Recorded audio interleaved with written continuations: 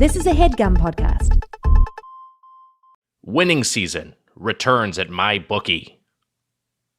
You know, you might be in the Northern Hemisphere and it's summer turning into fall. You might be in the Southern Hemisphere and it's winter right now, about to turn into spring. Wherever you are on this pale blue dot on which we live, it's winning season, and winning season means doubling your first deposit. Take that initial deposit and multiply it by 2. Winning season means insane props, epic bonuses, and the craziest cross-sport wagers. Imagine betting on baseball and basketball at once. My head is spinning. At MyBookie, winning season means watching live sports and betting live sports all season long. Rejoice! The NFL has returned. That means action-packed Sundays and huge cash prizes. My Sundays are already action-packed. Worshipping Almighty God. Going to church. Any huge cash prizes I got, going right in the donation bin. Get in on the action. Use promo code Doughboys and double your first deposit. New players get up to $1,000 in free play, designed to add more excitement to the sports you love and the games you bet. Bet with the best this NFL season, your chance to win big. Use promo code Doughboys and double your first deposit. Your winning season begins today, only at MyBookie. May 10th, 1869 marked the first completed transcontinental railroad route in the United States. The massive expansion of the nation's rail system in the mid-19th century would contribute to a rush of westward migration later romanticized in motion pictures as the Wild West. But it wasn't just the high deserts of California that were affected. Much of the country would be reshaped by the commerce and travel that rail transit would facilitate, and by the establishment of outposts along the many routes crisscrossing the continent. And one of those outposts was the sleepy town of Medford, Wisconsin, named for a Massachusetts city of the same name, built straddling the Wisconsin Central Railroad and chosen as the site of a circuit courthouse.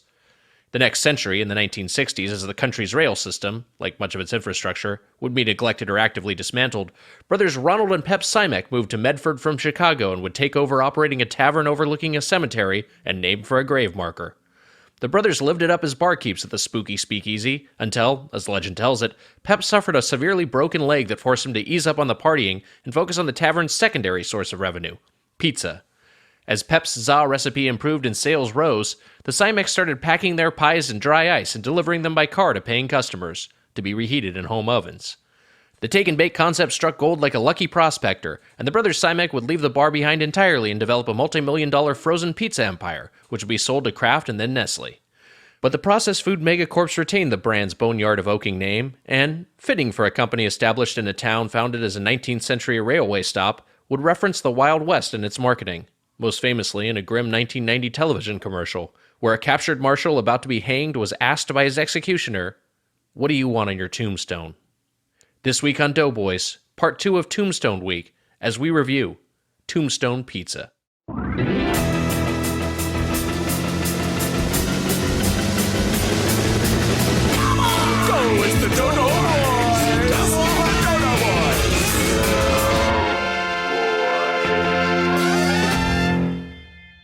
Welcome to Doughboys, the podcast about chain restaurants. I'm Nick Wiger. Alongside my co-host, the star of Honey, I Shrunk My Dick, the Spoon Man, Mike Mitchell. Jesus Christ. The person who sent that in said, "Don't you dare say my name, love you." So wanted to stay anonymous, but that was cool, this week's coward. roast. Roastspoonman@gmail.com if you have an insult you'd like me to use on Mitch at top of the show. What a good coward. What a fucking coward. They just don't want to be doxxed. They don't want to be doxxed by some toxic Spoon Nation member. Oh, that's fucking bullshit, and you know it. Wags. Honey, you know what? That's not that bad of an insult, because we live in a world where the shrink ray exists, then also Yes. the honey, I blew up the kid ray also exists. Right. And so I'm using that thing on my dick. I mean, right? Yeah. I mean, it could be that you missed and you already used it on your head.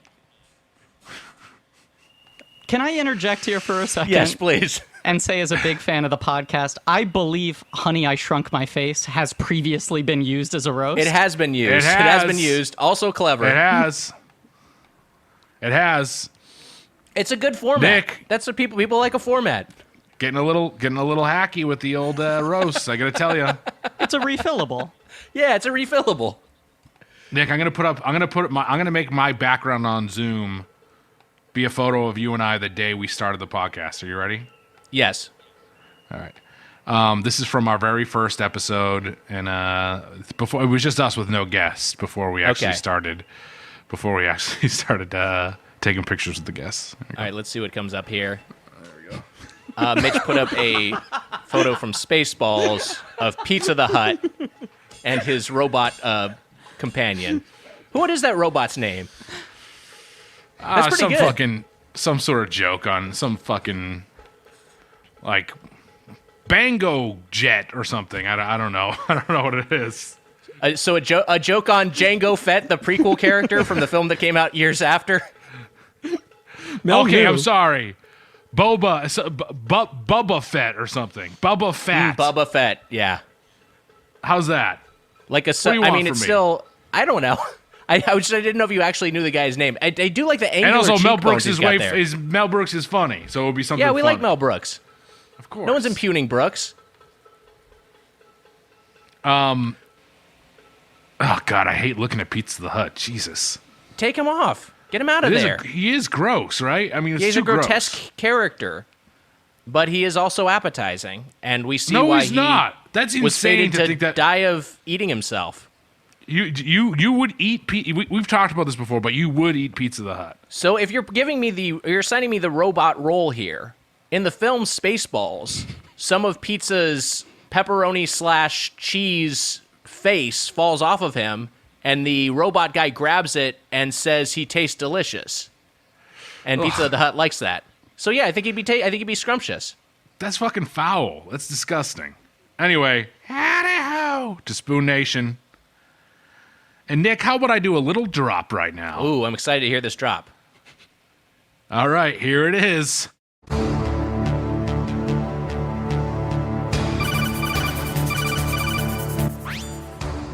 What's the situation, Snake? I can suck my own dick.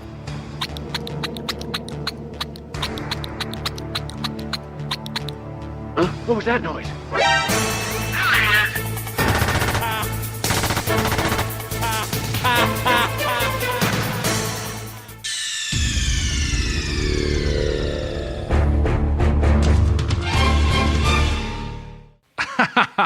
Wasn't that good, Nick?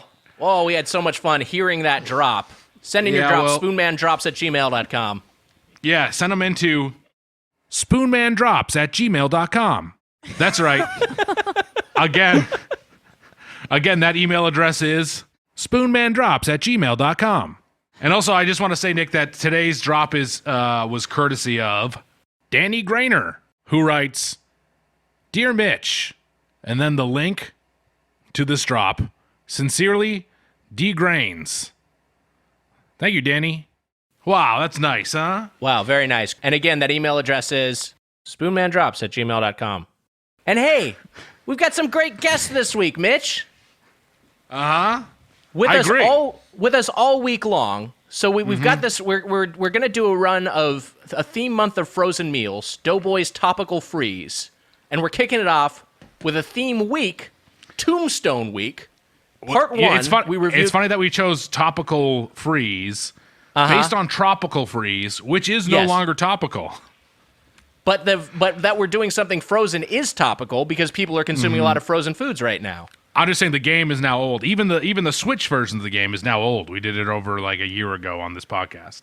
Right, but I don't think the game being topical, I don't think the pun hinges on the game itself being topical. I think just that we can say that it's what we're doing is topical, and that our justifies guests are the pun. shaking their heads at you. I'm hoping at you. With us all week long for this theme week, Tombstone Week. Part one, we reviewed the movie on Tuesday's Doughboys Double, and today we review the pizza. The hosts of the great movie podcast Blank Check with Griffin and David, Griffin Newman, and David Sims. Hi, guys. Hello. I just want to quickly say that Nick almost just called you guys ghosts. The ghost with the most. Yeah, I had to retake it. I almost called our guests Ghost, which is too spooky for the pod. Especially for a Tombstone and episode. We didn't want to scare everyone.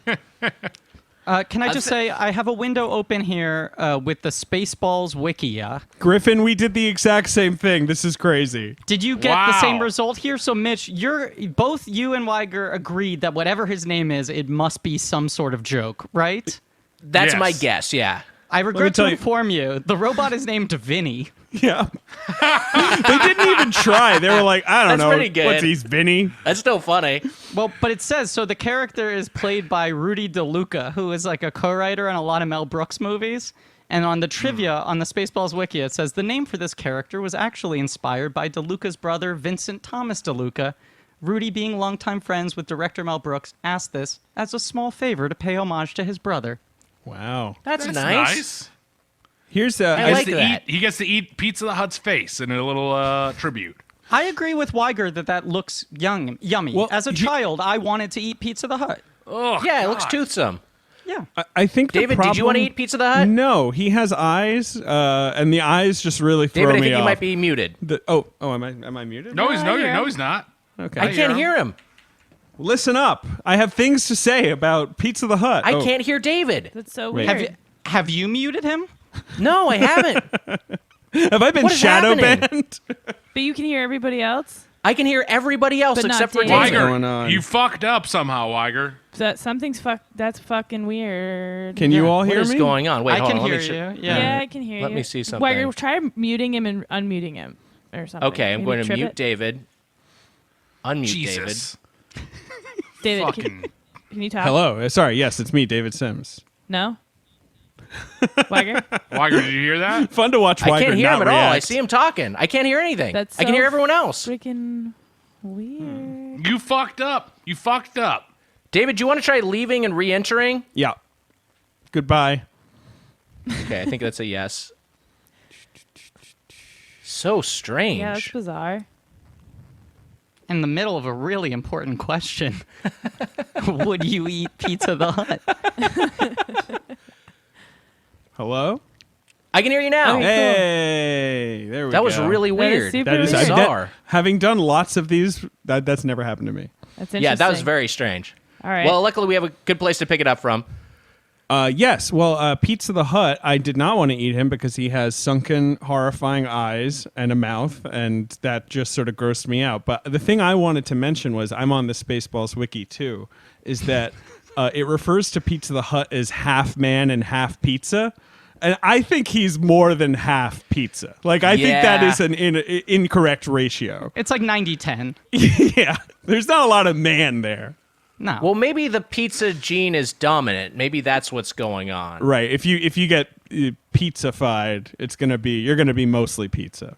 He's fully Yeah. pizza on his mother's side, half and half on his father's side. Can we not hear Mitch now? No, I can't hear Mitch at all now. What the I fuck can't I is hear also Mitch. can't hear happening? Mitch. Maybe we I all can't need. hear Mitch Do either. you think maybe we all Can't hear need to you, leave Mitch. and just start a new Zoom call? I'm fucking Yeah. with you. I was just helping. Oh boy, Mitch just pulled a fast one on us. That's right. I was acting. Mitch was Pizza the moving his Hut. mouth without any sound coming out. So I don't know how much of this made it into the edit. I guess maybe we'll just keep it all at this I point. guess, yeah. I don't know. We'll keep some mix of it. But so David, I couldn't hear his end of the Zoom call. I was the only one shadow who couldn't banned. hear him. I could hear everyone else. David left the call and re-entered, and then I could hear him again. And then Mitch started just moving his mouth on the Zoom call without any words coming out, and we all thought that he was muted. I'll tell you why, because I love chaos, baby. I You're hope, Zoom's original prankster. I hope so dearly that you keep in both of those incidents and your description of what happened. So people have to listen to it and then listen to you read that. And then now Wiger, you I have to want keep every- this in as well. Yeah, Keep it all. yeah, I think so. Whatever. Hey, People need content now. Yeah. It's just a countdown to get to 90 minutes, Wags, right? That's all we got to do. That's how I view it. Start the clock. Wiger, I told you before this started, but I want to let the world know that I'm drinking a Diet Snapple created by Bret Michaels. It's called Troparaca. A Diet Snapple. It's got pear and fucking mango and some other stuff in it. 10 calories. Troparaca. Bret Michaels approved for his taste buds. So Bret Michaels, the Poison front man, Later, had his Rock of Love show. I think that was what it was called. He's a type 1 diabetic, he says, right on the side. Oh, wow. Okay, that makes sense that he's attaching himself to a diet brand then. And it says he wants to show that being a diabetic doesn't mean you have to sacrifice having a good time. Just like... Go ahead, sorry. Bret Michaels certainly was not sacrificing any good times. And speaking of which, so I was reading this website that was it was like a groupie website that was like a bunch of like rock stars' prowess and equipment in bed. And the Bret Michaels entry, the detail that it included is it's talking about how him being like a passionate lover, but that he never takes his headband off during sex. That's his brand. So wow. That's his thing. Yeah, he's got the headband on. I imagine that's maybe some male pattern baldness that he's covering, right? That has to be what's going on. Right, sort of like LeBron. It's just part of the look now. Yeah, that headband's just creeping up eventually, and I don't know. It's working for him. Is hey, Nick, I just want to say... Go ahead, Griffin, sorry. No, I feel like the big urban legend now, and maybe it's gone beyond urban legend because it keeps on getting repeated by different people, but that Leonardo DiCaprio always wears noise-canceling earbuds during sex. Wow. I've heard this too, yeah. I have heard this, yes. That's wild. Yeah. Natalie does that move. It's fine. It works for her.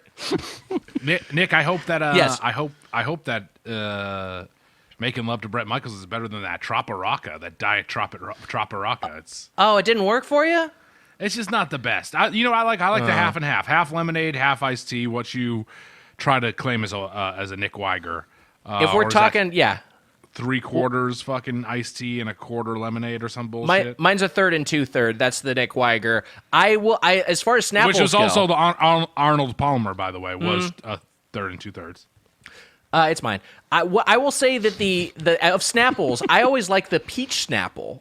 And when I would go for the diet one, the diet peach Snapple was a very, very good replication. Do you guys have a David Griffin? You guys have David Griffin.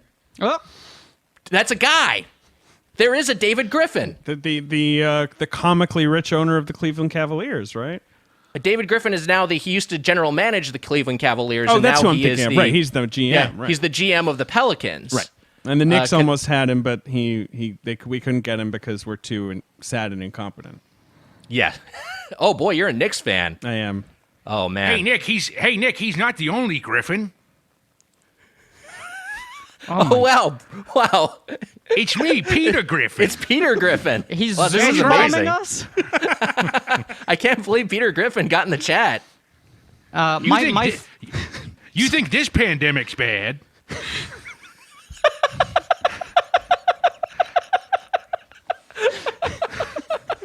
I can't wait to hear what non sequitur flashback he throws out now. Remember that pandemic in Magnolia, the movie? Pandemic in Magnolia? You mean the frogs? When the frogs fell from the sky? I don't know if I'd characterize it as a pandemic. I didn't know Peter Griffin was such a PTA fan. Yeah. That seems like more of a Brian Griffin affectation. Do you remember that time we watched Phantom Thread? I really enjoyed myself. All right, well, bye, everybody. Oh, so he didn't get a flashback. He just brought up a memory and then left? And then he left. Interesting format break for They Family add those Guy. in post, I think.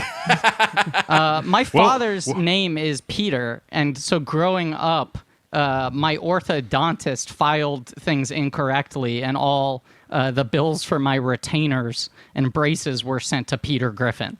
Wow. In Quahog? Yeah. They were sent to Quahog? Took a long time to reach us. That's a solid pull, right? I had to think for a second. Yeah, okay.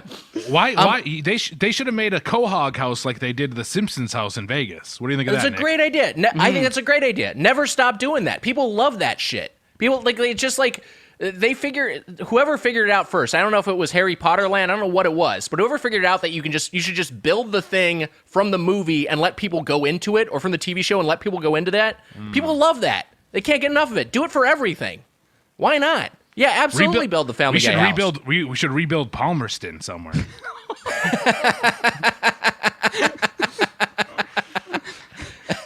These theme parks are going to be so desperate when they finally reopen that they might start making podcast-based attractions. Oh That God. might be like the new expansion. Man, it's sad to me that the Nintendo World was supposed to open up this year, wasn't it?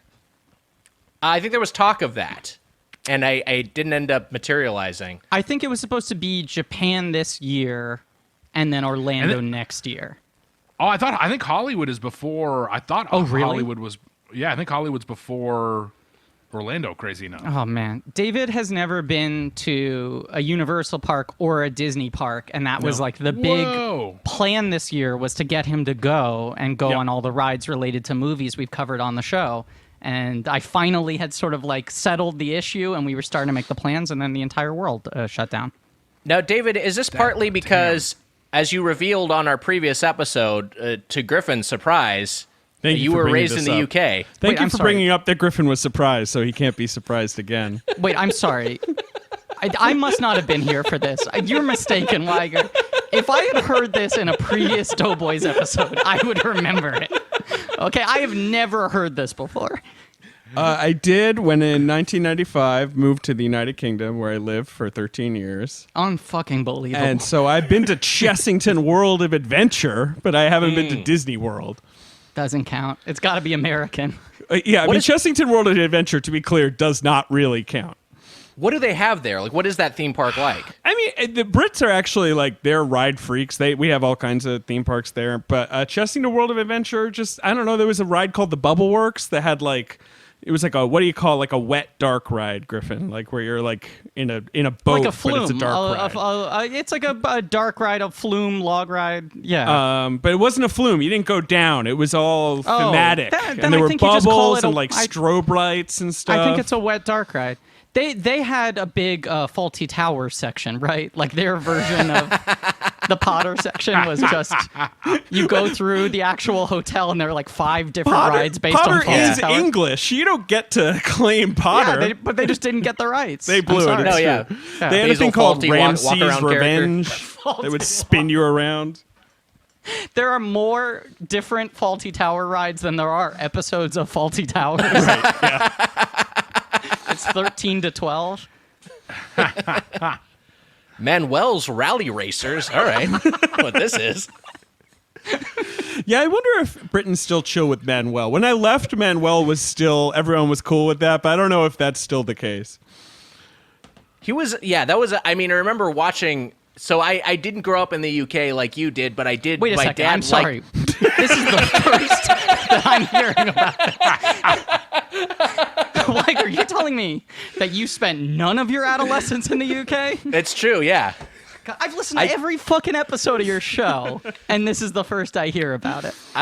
You know what? I'm a lifelong SoCal surfer dude, but my dad loved British comedy, and a lot of it they aired on like PBS, and he'd just like tape it. So I watched like a lot of Monty Python, and a lot of Faulty Towers as a kid. So yeah, but like I remember. I thought that show was like legit funny as a kid. I don't know if it holds up. I haven't no, it watched definitely it. But it's holds just up. I think it's still Yeah. really funny. It's Yeah. like pure sort of clockwork sitcom comedy. It's great. But like there is the character Manuel who is just like a foreigner, and everyone's like, it's crazy how this guy doesn't speak English like the rest of us. Yeah, his catchphrase is like K, I think, right? that's- Because he that's just right, like yes. he doesn't understand anything anyone says, so he just keeps going K. And it's probably not the most. It's not the least problematic characterization, I guess. Right. I mean, I guess it's a little different in that he's like playing like a Spaniard. I mean, Yeah, it's that's a true. little different, but yeah. Wasn't there like a whole controversy too where Russell Brand Yes, on his radio show called up the actor who played Manuel and told him in graphic detail about having sex with his daughter? That is correct. And it was Russell Brand Jesus. and Jonathan Ross, who was sort of like the Letterman of the UK. He was like a big talk show host. And it was such a controversy that Jonathan Ross had to like quit show business for a while. Wow. It like ended that show, did it not? Britain was like, you've gone too far. The line was there and you crossed it. You can't do this. And The so actor who plays Manuel is like the Tom Hanks of the UK. yeah, exactly. He's like the most beloved figure. His name, I think, is Andrew Sachs, I believe. Wow. Also, what you a fucking Russell Brand. What a fucking douchey Of course he did that bullshit. That sucks. It's his persona. It's just like it's one that just doesn't work in the U.S. for a comedian of just like the cool comic. Like Right. it's just like that's like a thing that I think you can pull off in the U.K. But I think in the U.S. like just like this guy who's like a fucking dresses like a rock star and talks about the women he's had sex with. That just isn't what people are looking for from comedy. Well, it's also just like so hard to imagine the American equivalent of that, which would be like Howard Stern calling up Don Knotts. I fucked your daughter, Don. Artie Lang railed your daughter. Well, I don't want to hear this. It's like horrible. Yeah. You guys, I want to talk about because we talked about theme parks a little bit, but you guys have a movie podcast, and I know we are all theater goers. We all like to go to movie theaters. Obviously, they're not something that people are going to right now, and we don't want to get too bleak on here because I know we've bumped some people out with some quarantine talk in the past. I know some people use this podcast as an escape, so we're not going to try to get too bleak. I want to talk towards the future of what do you think movie theaters are going to look like coming out of this. And do you foresee any changes to the business? Is the VOD that comes, day and date kind of with a theatrical release, is that going to be, do you think that's going to be more common? What do you think we're going to be looking at? What do you think, Griffin? I am currently, well, I mean, in my day job, I have to write about this stuff, and they keep asking me like, well, what's going to happen? What's going to happen? And it's sort of like, Right. I feel like the next question is like, who's going to take the plunge and put a movie out again, right? Like, say movie theaters get to open back up in but like maybe they can only have 50% attendance or whatever. Like, people are going to have to be like, well, we're going to have to put out some movies just so there can be movies so that like this can continue to exist, even if we're not going to make the money we usually make for a while. I think it's like a multifaceted thing where it's going to cause a more extreme version of how things were already headed. Right. at Everything will get a faster little rate. heightened. Yeah. Right. So, like, I think once, not maybe the moment the theaters reopen, but the moment that culturally it feels like this is a safe, acceptable thing to do again, I think you're going to see a lot of pent-up demand. I think one of those, like, that first wave of blockbusters to come out once it's acceptable again is going to wildly overperform because the people who thought that they didn't like going to the theaters are going to realize how much they miss being in a room full of 100%. strangers. Like, it will add back the sort of sentimental value of the importance of what's special about going to a movie theater. But I also think it's just even more sort of formed the mindset of the theater is for a special big event movie that you see on opening weekend so you avoid the spoilers, or for like an art house thing that you do to culturally enrich yourself. And anything that's in the middle, you can probably wait to see at home. And I think the fact that people are now seeing so many of those movies at home that either were released very quickly after they were in theaters or are now going to start being released online before they were in theaters, I think that's only just going to hammer home this idea of like, which movies are theater ready? And a thing that David and I invoke a lot is Steven Soderbergh has talked about how like the data is so advanced now. The button. He told me this in person. It was in an interview. David did an interview. With David Sims. Interview with David Sims. David Sims, Wow. Steven Soderbergh, Atlantic interview. And he was talking about Logan Lucky and how he was like trying to revolutionize the distribution process for that movie. And then he was like, by 11 a.m., on the earliest time zone, on the first day it was in theaters, it was clear that it was not going to do well. Like, the data was so clear so quickly. Right, you know that right away. Wow. There should be an option where if it becomes clear that your movie's not going to get an audience in theaters, after that opening weekend, you push a button and it goes onto VOD. And that's what I would like to see, because sometimes you get a movie that surprises and ends up getting a real theatrical audience, even though one would think it was not something that would warrant a big screen experience. I would like theaters to still give movies that chance, but after like 3 days, if it's not doing well, kind of doing what they've done now, which is push a button and go, okay, it's up early for $20. I would there's be also- bummed I- if like no comedies got released in theaters ever again, you know? Yeah. Well, I do think there's a thing of there's also on the other side of that, there's an inflation in the number of people who are ordering movies the weekend they came up because they are in quarantine. You know what I Yeah. mean? Like I don't Right. think that those numbers are going to be as good as that maybe they think they are. Where like on a normal weekend, I don't know if you're going to get someone to download or purchase The Hunt or something as much as you think. You know, like I don't know if that I was thinking that about system this. will work. Yeah, you could be right, Mitch. But then again, I was thinking like it is. I feel like so much of going to the movies is like a shared experience, and I feel like, you know, like people watch the shit out of Netflix series because everyone has Netflix, and it can be like a shared experience. Like we're all fucking watching Tiger King right now. Let's all talk about Tiger King, and I think there could be something to, hey, this movie's coming out this weekend on VOD. A bunch of people are going to pay $20 to see it because it's got, you know, it's a director they like or a cast they like. And they want to, and then everyone's going to talk about it. Like maybe that could be a fucking sustainable model. I don't know, but I think like it's interesting to see things priced at that level, and then to see them still being bought. I know the circumstances right now are obviously unique, but I think there is a market for day and date releases that are at a higher price point.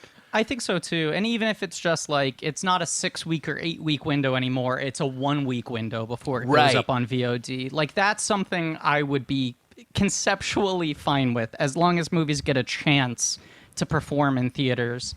I do think the numbers are inflated now because everyone's stuck at home and there's this novelty factor to, oh my God, these things are available so immediately. And not everyone's going to be willing to pay that much for everything that comes out for the next however many months. But I do worry that, like, to a certain degree, people are now getting trained into a new behavior. Because in that way of what you're talking about of like, oh, Tiger King became, I have to watch it because I want to know what all these memes are. I want to get the jokes. I don't want it spoiled for me. I feel like movies have been moving in that direction where the movies that most people, we all go to the theater more than the average consumer, but most people I feel like now save theater going for a thing they don't want to be ruined. It's like I have to go see the Marvel movies opening day, whether or not I'm a big Marvel fan, because if I'm going to see it, I need to see it before someone ruins it for me through a GIF. And like that I think is a thing that's changed. And it's made that feel like those movies need to be seen immediately and other ones do not. But then you see some of the like artier movies on Netflix that became memes where I'm like, I don't think this many people would have watched Marriage Story if not for them being able to see that meme structure and then know that they could just open a new browser window and watch the movie right away. Right. That makes sense. What have you guys been watching at home as big time moviegoers? What have you been watching in your home theaters? I initially was like very gung ho, and I was like, "Oh, I'm gonna watch stuff. I'm gonna clear out my watch list. I'm gonna like get to every arty movie on my shelf that I haven't like watched yet."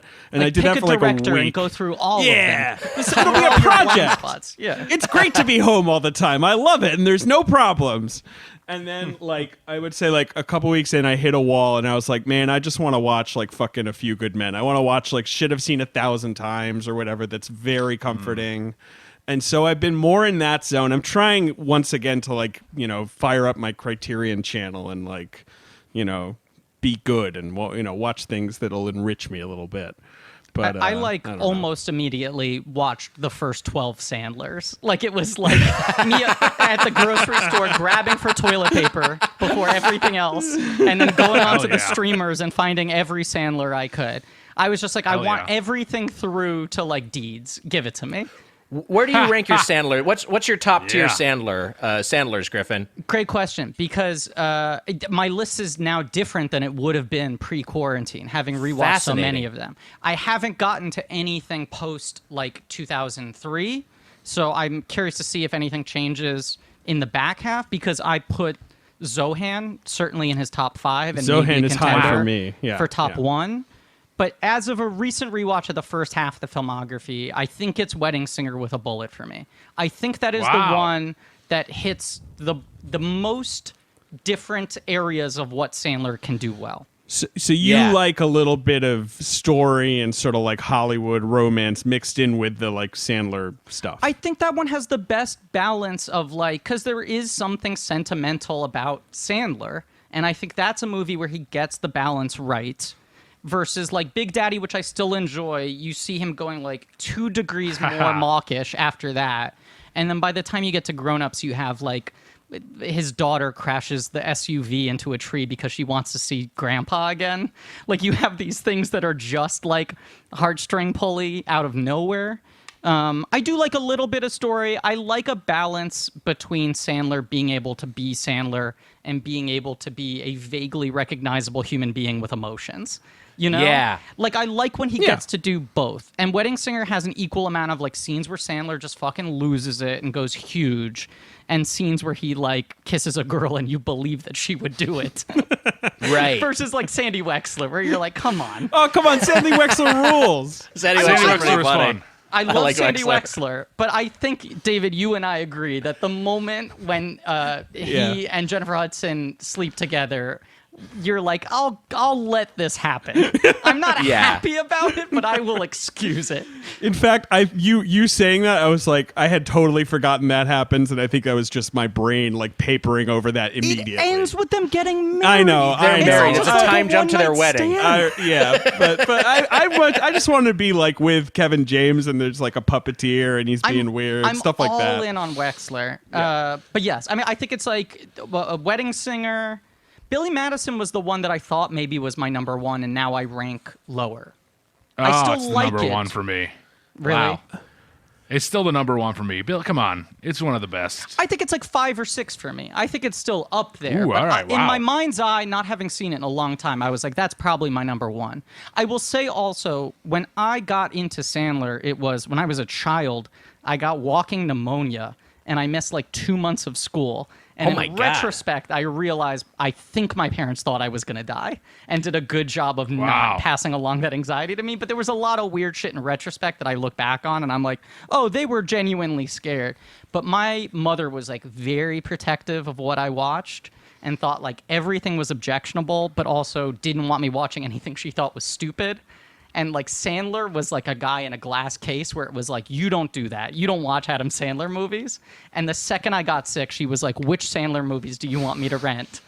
So I watched Wow. Oh, like that's all sweet. the early Sandler movies while sick in bed, leading up to The Waterboy coming out, which was then like the first time I left home in like 2 months. So that was like I a big remember- event for me. Sandler was like really formative, and watching them again now, all in quarantine, feels like a weird mirroring where it's Right. like I'm once again in bed, unable to leave, just like grabbing onto Sandler and asking him to keep me afloat mentally. Wow. I remember specifically seeing The Waterboy in Quincy Cinemas, which no longer exists. I think it was Flagship Cinemas. And that is like the one that I remember specifically. I saw Billy Madison and Happy Gilmore, I think, in theaters. I just don't remember the moments I saw them in theaters. But Billy Madison is just an all-time. I mean, it's like silly and weird. It's such a weird movie too. It's and incredibly weird. Yeah. That's like uncut Sandler. That's before Yeah. I feel like he needs to even have any kind of sense to his like. It's just a bunch of funny stuff. See, I need to do the rewatch, but in my mind, now having rewatched Billy Madison recently, I feel like Zohan is my preferred uncut Sandler. If you're going for Wow. just like pure wackadoo shit. I love Zohan. David, other than Zohan, you got any favorites? My favorite is probably my favorite is probably Billy Madison if I'm going for like old young classic Sandler. The Wedding Singer I saw with my mom, and that I remember that like being a sort of cherished whatever, like 11-year-old, like, you know, we both agree like that we could both handle that movie, like it appealed to different things for Right. us. And so I remember we saw The Waterboy because she was like, I like this Sandler guy. Let's go to The Waterboy. And that was like, she was like, no more of this guy. I'm absolutely out on him. And I was like, I still dig it. I like it. The one I've seen the most is Big Daddy. I've seen that for some reason like 10 times. Big Daddy's really good. Yeah, I Big love Daddy's Big Daddy, great. and I love Waterboy. I like almost all of them. I think all of them are, until a certain point, are high hitters, and then there's some that are better than others later on. I mean, I'm horny for serious Sandler. I like, you know, Yeah. Punch Drunk Of Love course. and then the Bomback movie. I mean, like, he's just got so much to unlock. He's the king. It He is is the so king. weird in retrospect that he did that Waterboy character for an entire movie, and it was a colossal hit. Yeah. Like that the trailer is just here he is with all the affectations. It's going to be this voice and like these mannerisms for an hour and a half, and people could not wait. Like we just don't have character comedies like that anymore, let alone a character that is that extreme. And that was the movie that made him like a full out blockbuster guy. Like that was Yeah, the he first just thing. takes just a fucking huge swing. Yeah. Here's the thing with him is that like he's playing a character he plays losers all the time, Right. but losers that are likable, and he doesn't have to look cool. Which in real life, he's cool, and in the movies, obviously, there's love interests that are way out of these characters' leagues or whatever that he gets with or whatever. But that's besides the point. I feel like every other modern comedy, can you think of anyone who like plays like such a loser character that is also likable? Like I feel like so many modern comedies, like the guys are kind of cool and kind of and hip. Like 40-Year-Old Virgin is maybe the one I can think of that's like. But even Yeah, there's then, a lot of- Anchorman is like a silly character, but he's not. It's a different thing to me. I Well, don't that's know. like like feral Right. characters are buffoons. They're not losers, and they're very like high pompous. status idiots, right? Right. Yeah. And then like Basil Apatow Fawlties, if you characters- will. Yeah, Apatow Fawlties.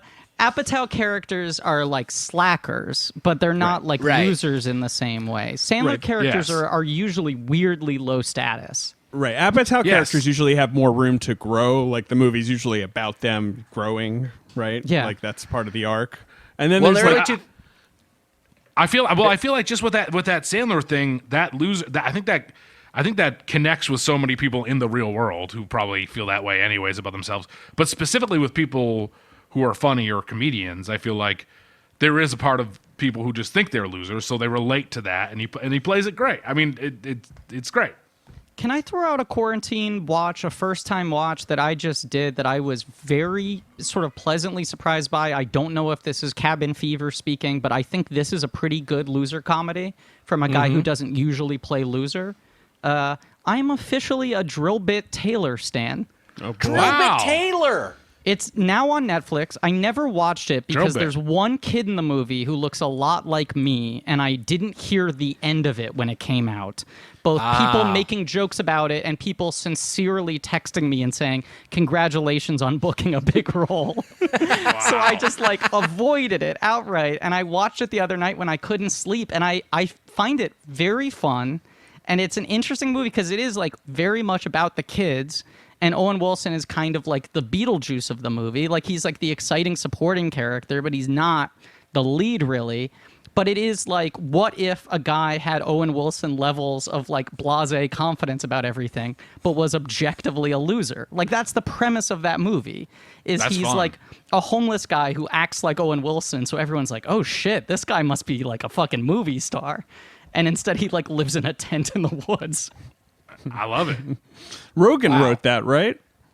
Yeah, Rogan and Goldberg wrote it, and Apatow produced it. Wow. I'll say this: the movie I've watched Child's Play 2 twice since I've been in quarantine. Twice. For the no best particular Child's reason. Play.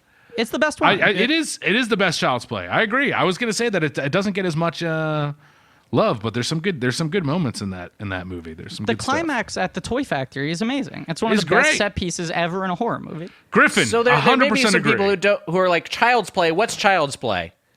It's Chucky. Yeah. It's Chucky. It's the Chucky movies. People think they're called something. They're called Chucky, but they're called Child's Play. At Yes. least they were originally. The first Until- I mean, three, did you right. Yeah, the first three. Yeah. did you think that it was called? Did you know what Child's Play was? I guess is my question to you. I googled it real quick. Did you really Chucky. not know? Oh, it's I the can't Chucky. tell. No, I know. I think people think of Friday the 13th, Jason, Nightmare Before Elm Street, Freddy, but You people think have. people don't know Chucky enough? I think That's people insane. don't connect the phrase Child's Play to Chucky the character because the franchise didn't exist for as long. They started renaming them just like Chucky movies. And I One think of the people great- think of Chucky, they don't think of it as being called Child's Play. He is, to me, as a child, that was the scariest movie monster because it is a doll. And when Yes. you're a little kid, you have dumb little toys like a Chucky.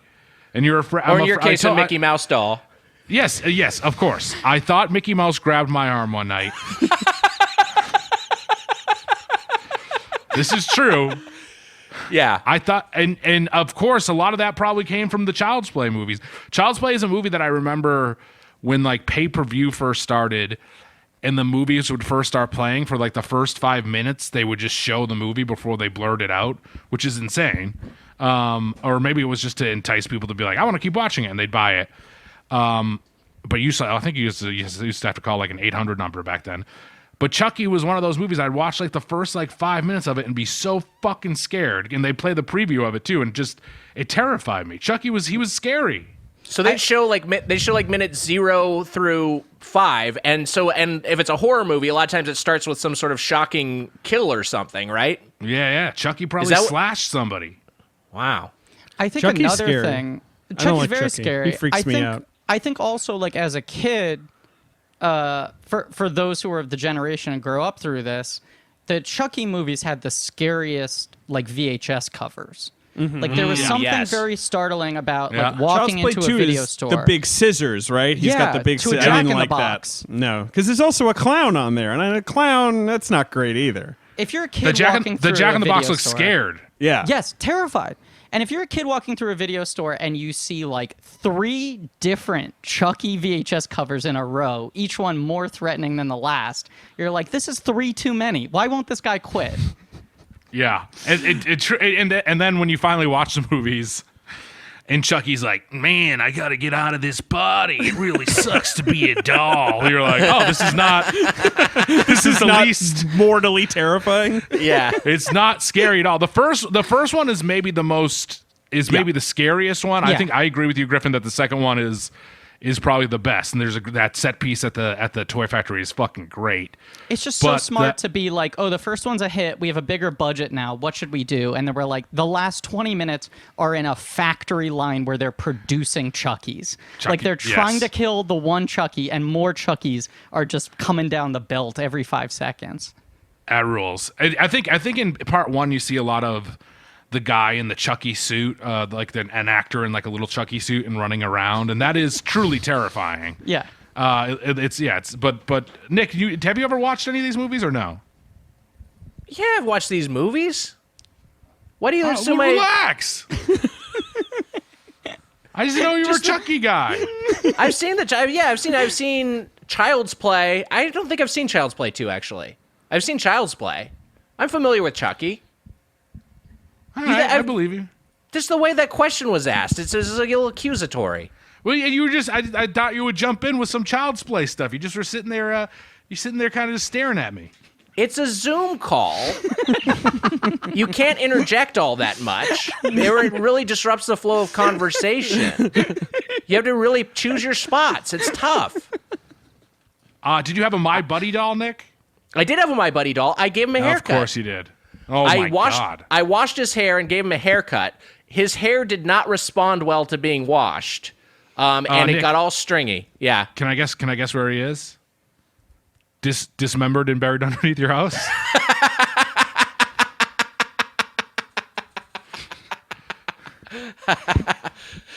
I'm just sweating while the corpse dogs are sniffing my mom's flower bed. That's Oh, no. The other episode comes out first. For a second, I thought that was a pre-callback, but it is now just a callback to another episode. Yeah, it's a callback to a paywalled episode. If people listen to the double. That callback's you can going to hear the cost genesis you. of that. Yeah. We'll take a break. We'll be back with more Doughboys.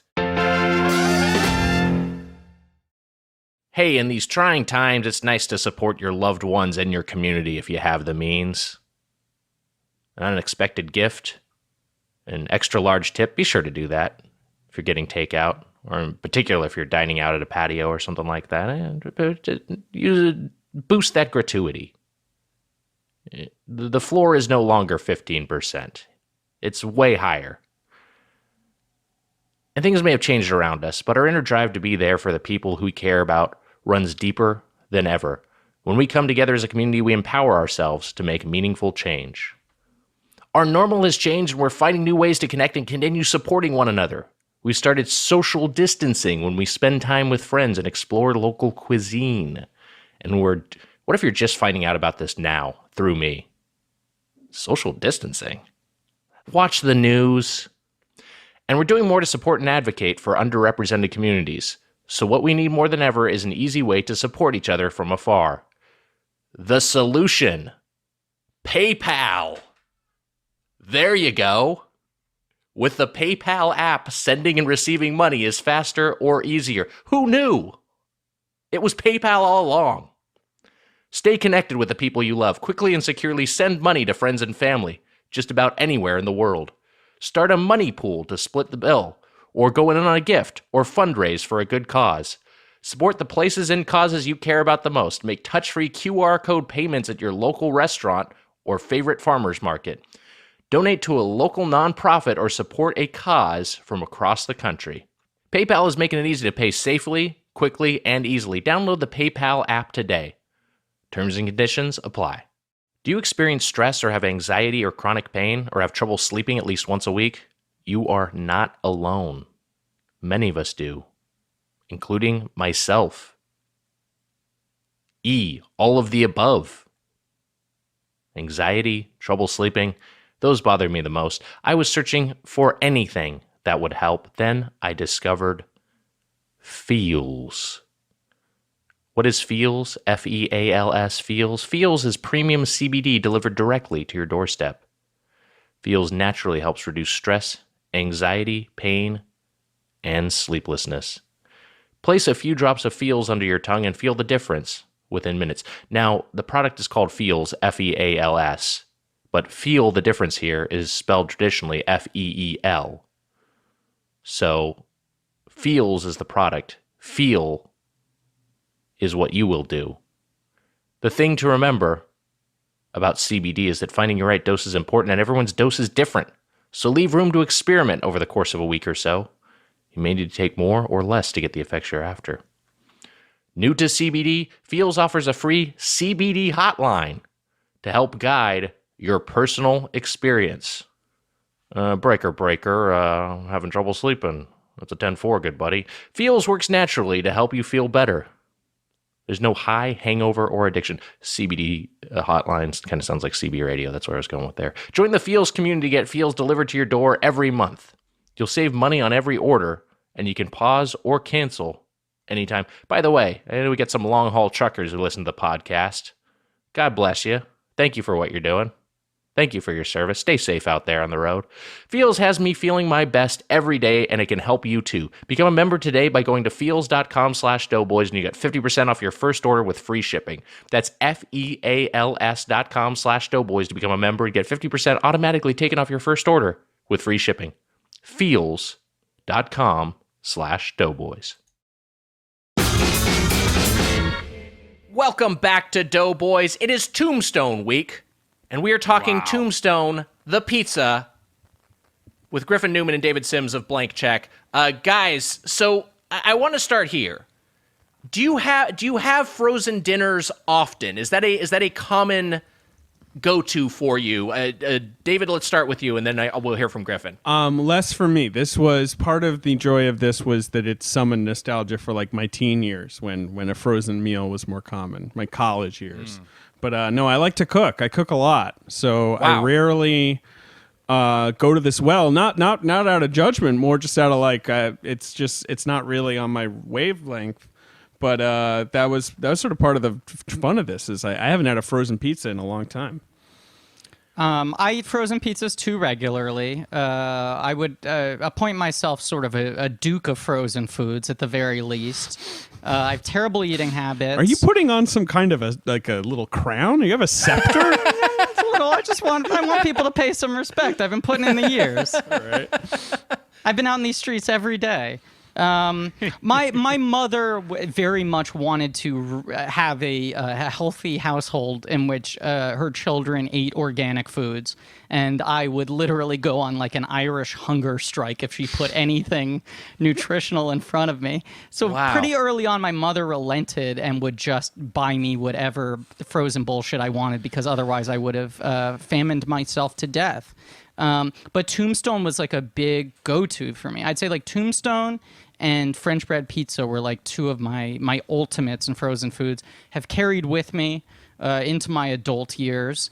I don't cook at all, which is embarrassing because everyone else in my family is a foodie. My sister is like a chef. And I have been in this apartment for like almost a year and a half now. And earlier this year was like, I'm going to finally get my oven turned on. I literally just didn't have gas running to my oven. I just never bothered to set it up. And I was like, I should learn how to cook. And Con Ed came to my apartment like 2 weeks before quarantine started, and they were like, something's weird here. I don't know what it is. We're going to have to come back later and fix it. And now they can't. So I have been like more than ever just fucking owning the frozen food Duke ship, all about them. But Tombstone, I love it, Griffin, by the way. I love it. I think we have very similar eating habits. My friends call me Garbage Belly. And half mock me and half show genuine concern. Like, please get your life together. But Tombstone has kind of become a really valuable commodity in this time. Like, well, I don't know how much we're going to talk about it, but we struggled to find tombstones here in New York because it feels like in this rise of frozen foods, Tombstone has become the most beloved and desired frozen pizza. Yeah, I think there are some lapsed frozen food eaters who are like, okay, well, now this is, I got to stock up. And Tombstone has a lot of nostalgic connection for people. Like it was if we ever did a frozen pizza, which was rare in my household, but it was either a Tombstone or something from Costco. It was rare, Nick? It was rare to have frozen We pizza? didn't do a lot of frozen pizzas. You know, my dad was a regular David Sims, loved to cook. So he'd cook us meals 6 or 7 nights a week, and then we'd either get takeout or restaurants were very rare for my family. I think that's part of why I love going to restaurants is because we just like never did it because my parents were so cheap. It was like a once every 3 months sort of thing. And just to clarify, Nick, this is you describing growing up in England, right? Actually, I grew up in sunny Southern California. You've never mentioned being a SoCal surfer, dude. I'm a SoCal surfer, dude. I never grew up and I never spent any time in the UK. This has never come up on the podcast. Yeah, I think David actually did grow up in the UK. No, that's impossible. That's absolutely right. And my favorite frozen pizza brand, which I think is... Well, wait, does this exist here? In Britain, I was obsessed with a frozen pizza brand called Chicago Town, which was like little heard of individual, like thick crust deep dish pizzas. You would get 2 per pack and eat both because, you know, that's nice. But yes, this is apparently the UK's #1 frozen pizza brand. Wow. How was the Faulty Towers brand frozen pizza? Well, you would always order it, but then there would be all these comical misunderstandings, and it would never come out of the oven.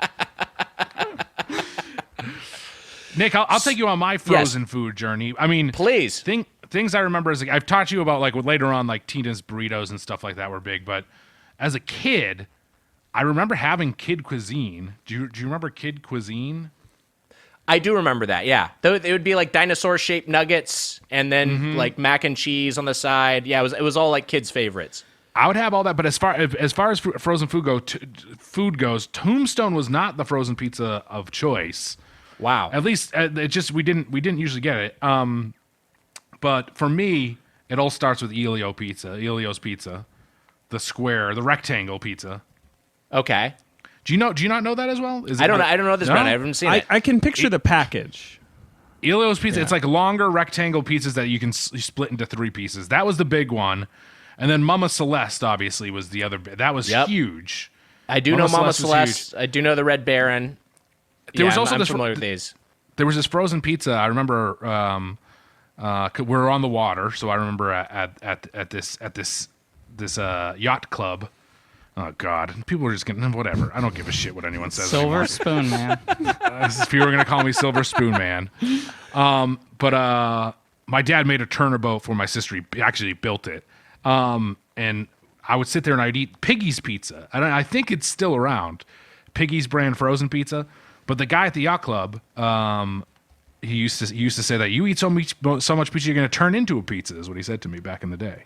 That's a good joke. That was one. Except that it kind of sucked when I had acne like 4 years later. Oh yeah, that's tough because of the whole pizza face thing. I had bad childhood acne as well as a teen. My grandma that was a go-to joke for my grandma. She'd be, "You eat so much of blank, you're going to turn into blank," and I always thought that was a real hoot. For me, it was carrots. I was eating a lot of carrots. So much carrots, you're going to turn in. You ate too much carrots. Yeah, my grandma would make carrots, make buttered carrots or baby carrots. I loved them. So for like your grandparents, was it like, did they have to like force you to eat like fun snacks? You would stomp in door and demand broccoli or whatever. I liked eating trash, obviously, as a kid.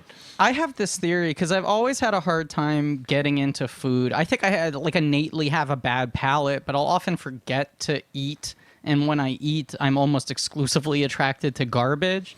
And I found the baby journal that my mother kept when I was born and compared it to my siblings who were eating normally. And mine is just about how she could not get me to nurse. From day one, I just would not eat. And I think the reason why I so greatly prefer processed foods and frozen foods and things like that is that I was such a fast food kid because they offered toys. And it was one of those things where I'd be like, I gotta go to this restaurant. I remember just scarfing down McDonald's chicken nuggets that I didn't even really like and having to convince my parents that I loved the way they tasted because I so badly wanted the Fraggle Rock Racer or whatever. And so I think the Fraggle Rock Racer is great. It was a great line. It was a great promotion.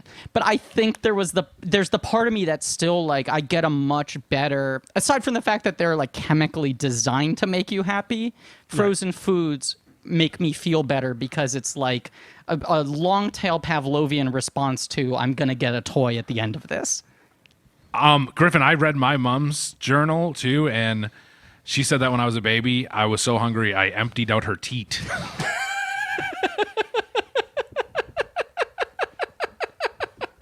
She was flat-chested 2 weeks after you were born. It's like 2 Altoids on an ironing board over here. I got nothing left. Altoids on an ironing board?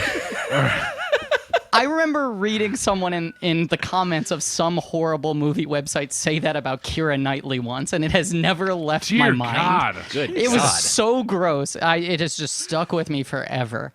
I feel like I always am like, oh, I wish IMDb message boards still existed. And now hearing that, I'm like, oh yeah, there was a reason that they went away. It was almost definitely on the IMDb message board because that was the only kind of discussion that was had there.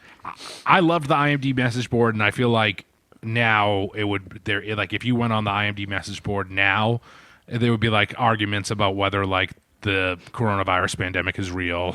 Right, yeah. So it would Whether be 5G caused it. Yes, it would I'll just suck. say thank God the IMDb message boards are shut down and we have non-toxic platforms to communicate on like Facebook, Reddit, Twitter, all these places. 4chan, Twitter. 8chan.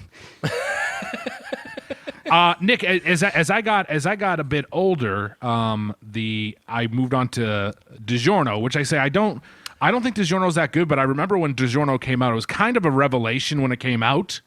They marketed it as the prestige frozen pizza, and it was at a higher price point. I don't know if it still is. I don't think it is anymore, but I think just at the time, having a thicker crust and it felt like having kind of a meatier, thicker pizza was kind of this revolution in frozen pizzas. But it was that, and then I remember my dad he bought Freschetta a couple times. I did not like Freschetta, and then when I went away to college, Tony's Pizza kind of became my Tony's. Forgot about go-to. Tony's. And Tony's is kind of similar to Tombstone. I got to give credit to Tony's and Tombstone, where Tony's kind of does come in a bigger box, but I like the packaging of both. Tombstone pizza is a package just in plastic, a piece of cardboard on the back, and a piece of paper over the top of it.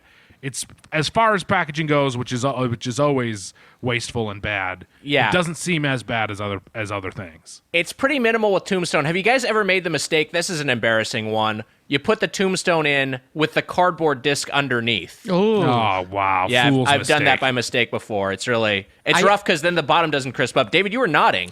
I didn't do it, but as I was unwrapping and I was looking at the cardboard, I was like, is this supposed to go in there? Because I remember once in college putting some frozen pizza just right on the rack, and it kind of sank into the rack and you couldn't pry it out. Like it needed to be on. But obviously, the geniuses at Tombstone have solved whatever that is, because that thing comes out easy. I cannot believe what I am hearing here. There is nothing I take more seriously, put more care, concern, and preparation into than baking a tombstone. I can't even imagine fucking up that royally. I might leave the oven on when I leave the house, or would, hypothetically, were there gas running to my oven. I would never, ever forget to throw out the cardboard before putting a tombstone in the oven.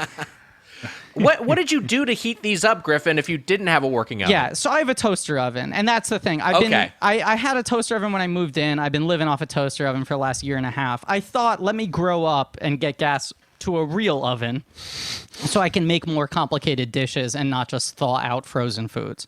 But so I'm perfectly set up for a tombstone. Got it. Yeah. So Tombstone Pizza was founded in Medford, Wisconsin. Its founder, Joe Simek, he had a bar across the street from a graveyard in Medford called the Tombstone Tap. And while he was running that bar, he broke his leg. And so he thought he just was for whatever reason that motivated him to have sort of a change in his life. So he started making Tombstone Pizza, which was him and his brother packing pizzas in dry ice and delivering them by car at first, turned into this gigantic global brand now owned by Nestle.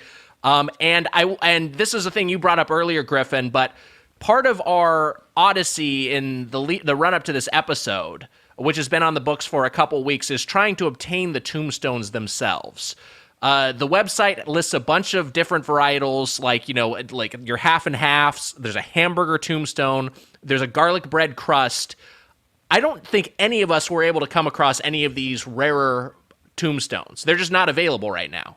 No, they seem to be in pretty limited distribution. As I was sort of looking into it, and I put a lot of effort into this, I checked. Yeah, Griffin sent me some feverish texts about this. Truly. Yeah.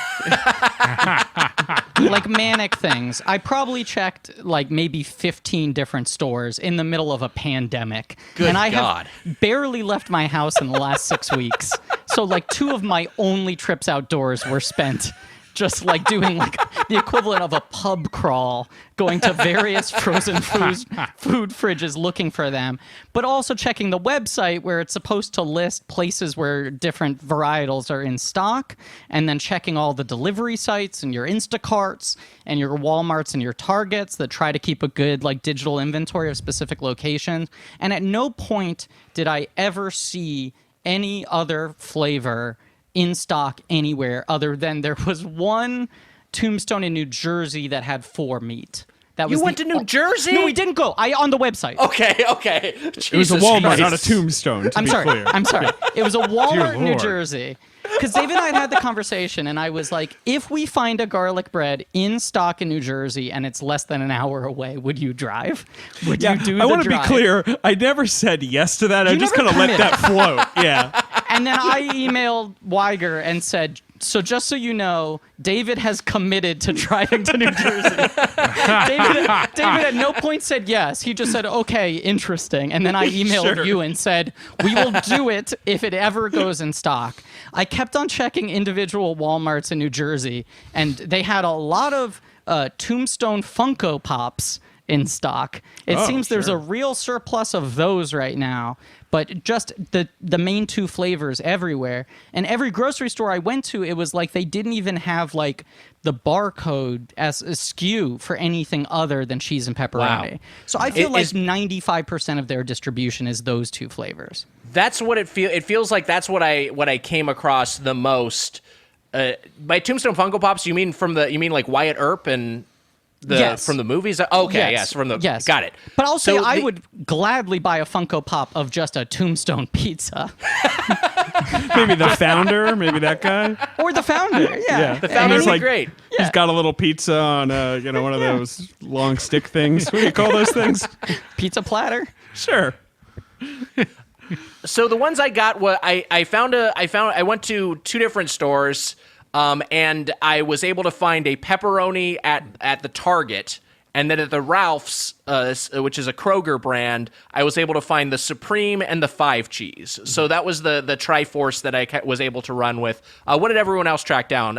Mitch, let's start with you. I got one singular pizza. A 3 cheese. What do you want from me, Wiger? You want me to go to every that's grocery fine. store? No, I don't want you. Fuck I don't want off. you to make a bunch of trips. No, I just said I don't want you to do that. I went to one grocery store before. I've been to the grocery store once before this happened. Actually, I went to 2 places when this was all going down, and I bought a bunch of groceries. I went last night with the intention of just buying frozen pizza, and then since there was no one there, I was at an Albertsons. I just bought a bunch of food because no one was there, and I figured now is the time to stock up and get out of there. Right. But it's given me so much anxiety to go to the grocery store. I don't like doing it. It's anxiety-inducing. It's scary right now. Yeah. I was wondering about going to, like, if they didn't have it at Albertsons, I was going to go to the Ralph's, but they had 2 big boxes of it, but it was all 3 cheese pizza. So I got myself a 3 cheese pizza, which you saw me eating. I just want to verify. It's the one I had is a 5 cheese, and on their All right, website well, they specify 5 cheese. Is it 5 or 3? Because if this is a I'm different. gonna go get the wrapper right now. Okay, Mitch is gonna dig the wrapper out of the trash. While he's doing that, Griffin, what did you track down? I got a 5 cheese and a pepperoni, which I believe is the same 2 that David got. I would love it if somehow it is revealed from this wrapper that Mitch purchased the only 3 cheese in existence. It's like a $2 bill or whatever. Like he found like a weird misprinted pizza. They just ran out of Parmesan that day. I don't know. Make Mitch this one 3. Who cares? Mitch just ate a pizza that's worth like $8,000 in the secondary market. We should also mention that Mitch was finishing this pizza when we started recording. Oh, yes. Okay. Mitch is still foraging. What, David? You got the cheese and the pepperoni as well? Yes, I ate the pepperoni for my dinner last night, and the 5 cheese is my lunch today. I spaced them out a little too. I had the pepperoni for dinner a couple nights ago, and then for lunch today I had the Supreme and the 5 cheese, which I ate about half of each. Boy, it is really easy to take a single Tombstone to the dome. I had no trouble clearing those. Like I believe the wrapper has this slightly passive aggressive like 1/4 portion is like a good meal or something on it. Unkar Plut rules. Unkar Plut's on there. It's very Unkar Plut. Is Unkar Plut he's doing the portion control on these things? Yeah. That was absolutely a joke worth telling 3 times. I have no regrets about all of us rushing to that joke. Okay, Mitch is holding up. What? I can't read what this is. Is this a 3 cheese? You fucking Sharpied that. Okay, all right. Mitch altered. Mitch used a Sharpie to alter his wrapper from 5 cheese to 3 Yes, cheese. This is obvious. It's yes. You think I was trying to trick you This by has been writing doctored. 3? By the way, It's like Trump's storm map.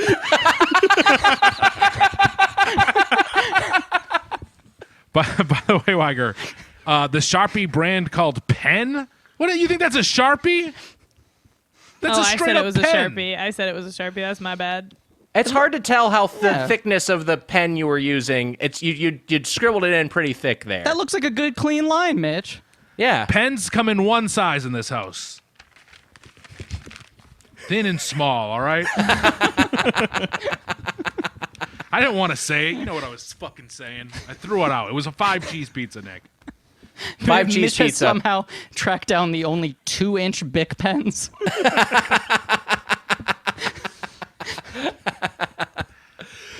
I'll start with the Supreme since I was the only one who got it. You know what? What? That's a fun dystopian movie. That in high school, like you can only use a pen that's as big as your dick. Boy, yeah, that is very dystopian. I could see that being in like a David Lynch movie. Yeah, you would have to 2-hand that thing, Wiger. All right, let's take it easy. Yeah, it would be like the Flintstones when they get that piece of meat and it knocks over. Your desk would fall over. So the Supreme Pizza, Sonny Corleone over here. Supreme crust Supreme is original crust with a zesty sauce, cheese, sausage, pepperoni, onions, peppers, and olives. I will say that this was my least favorite. And as I was going through these, I feel like there's kind of an addition by subtraction with the Tombstones, where the simpler they got, the more I enjoyed them. When the veggie toppings, I feel like don't freeze as well as the meat toppings. Like and in particular, like the peppers and the olives are just kind of inert and flavorless, and they were really just adding texture.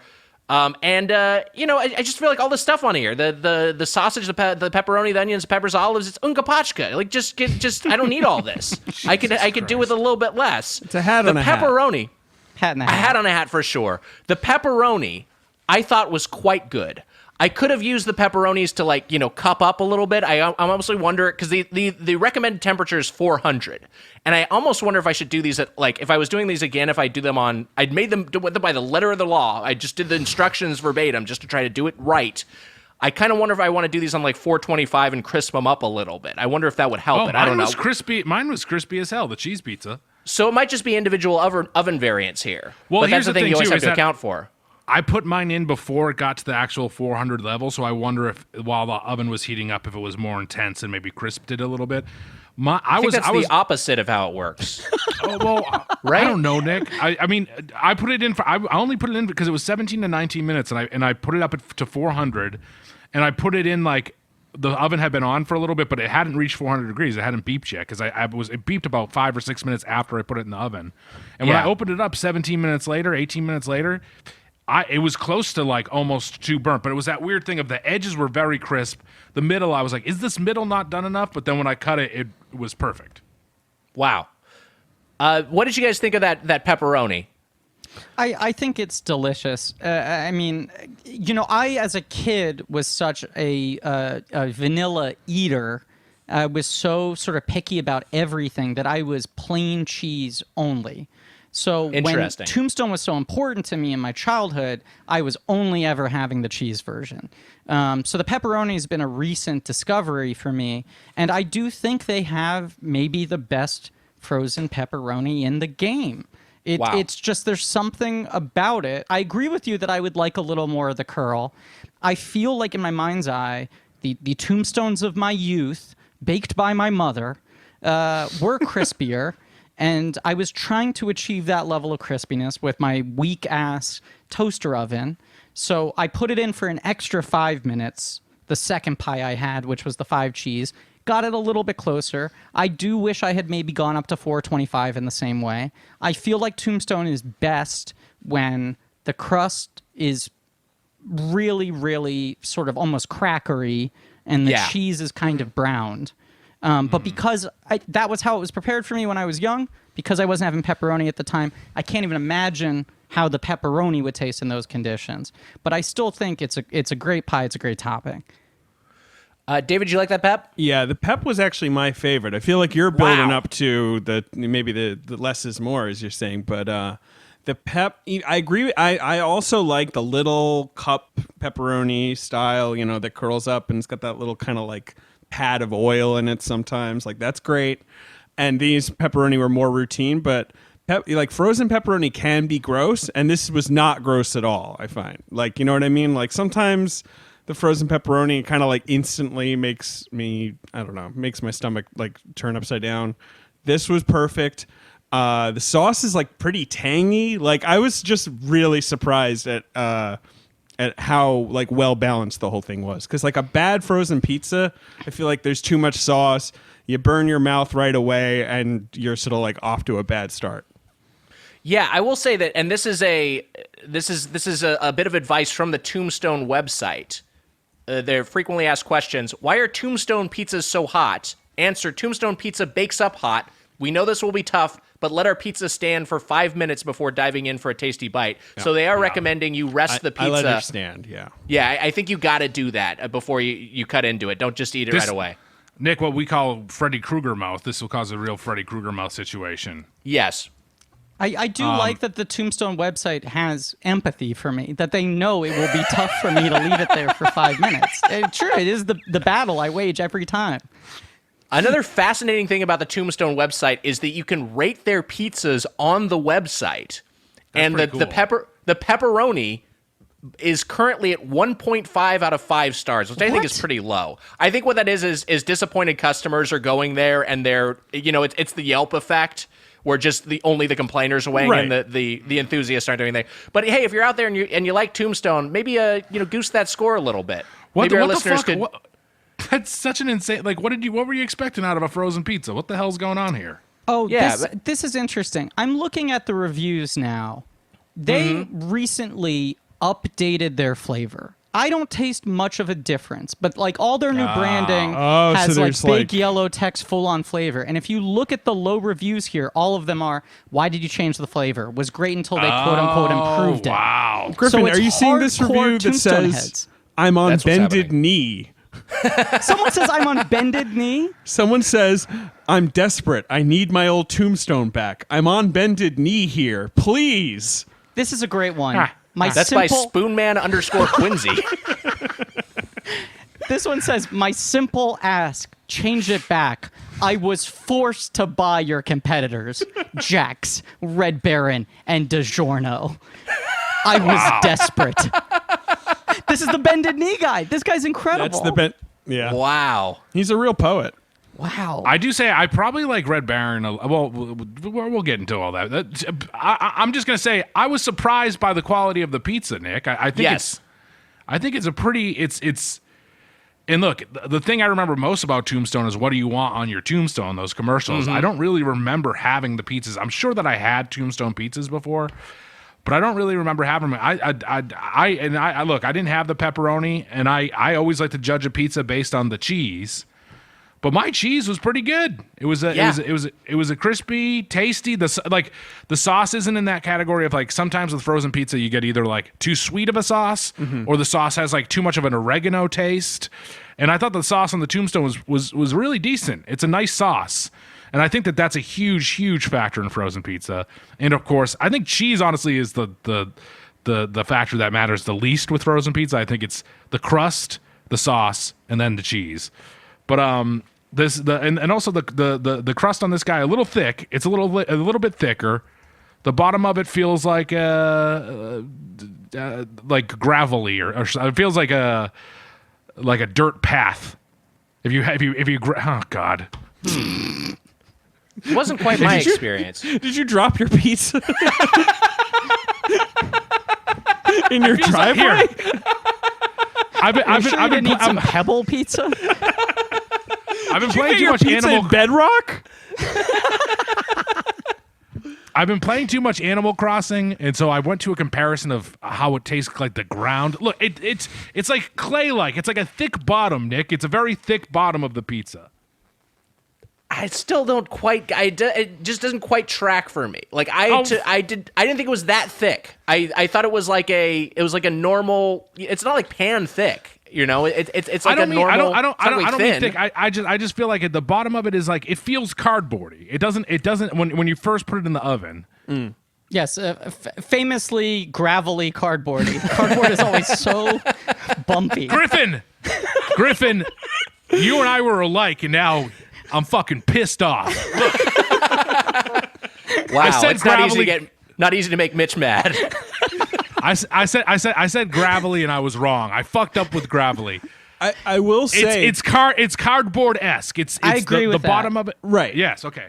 The Yes, they can sometimes just like the Digiorno's type pizza that's more like of a big, fat, sort of cakey crust. I don't like that. Like, that's not my vibe at all. I think crisp is better. Yeah. I think so, too. I think I kept on thinking while eating these Tombstones, the thing that the two of you always say, but especially Mitch always says, and I agree with strongly, is that, like, Taco Bell isn't Mexican food. It's Taco Bell. It's great for Taco Bell. You can't view it as authentic Mexican food. And I think what's smart about Tombstone as a company is that I think they do the same thing with their pizza.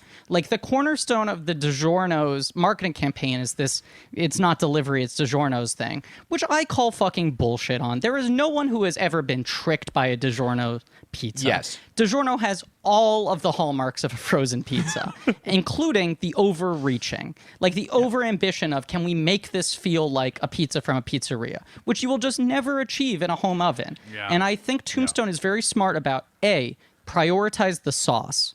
Like cheese, everyone's got cheese. Cheese freezes well, it melts well. We'll casually put 5 cheeses on there, but that's not the name of the game. The game is put as much flavor into the sauce as you can and make that crust as sort of crackery as possible. So you get the best advantages of home sort of toasting versus whenever I eat a Digiorno's, which is very rarely, it does feel like you're eating like a pizza made on top of like some Pillsbury product, you know? Yes. It's 100%. too bread-like versus crust-like. You want when you're using a pizza cutter, you want to crunch through that pizza crust. And look, I'm gonna make a confession. I dropped my pizza in gravel.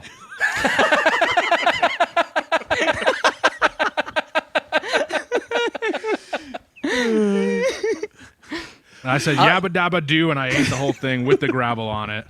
The Flintstones don't eat gravel. What the fuck am I talking about? It would be a weird heightening of the Flintstones where they're like, they even eat rocks. That's how much they're in the Stone Age. I've been indoors for too long. I got a headache, Wiger. What do you want from me? All right, I'm losing my mind over here, okay? It's Irma's fine. in You're the doing kitchen. fine. I don't know what she's doing in there. You're doing fine.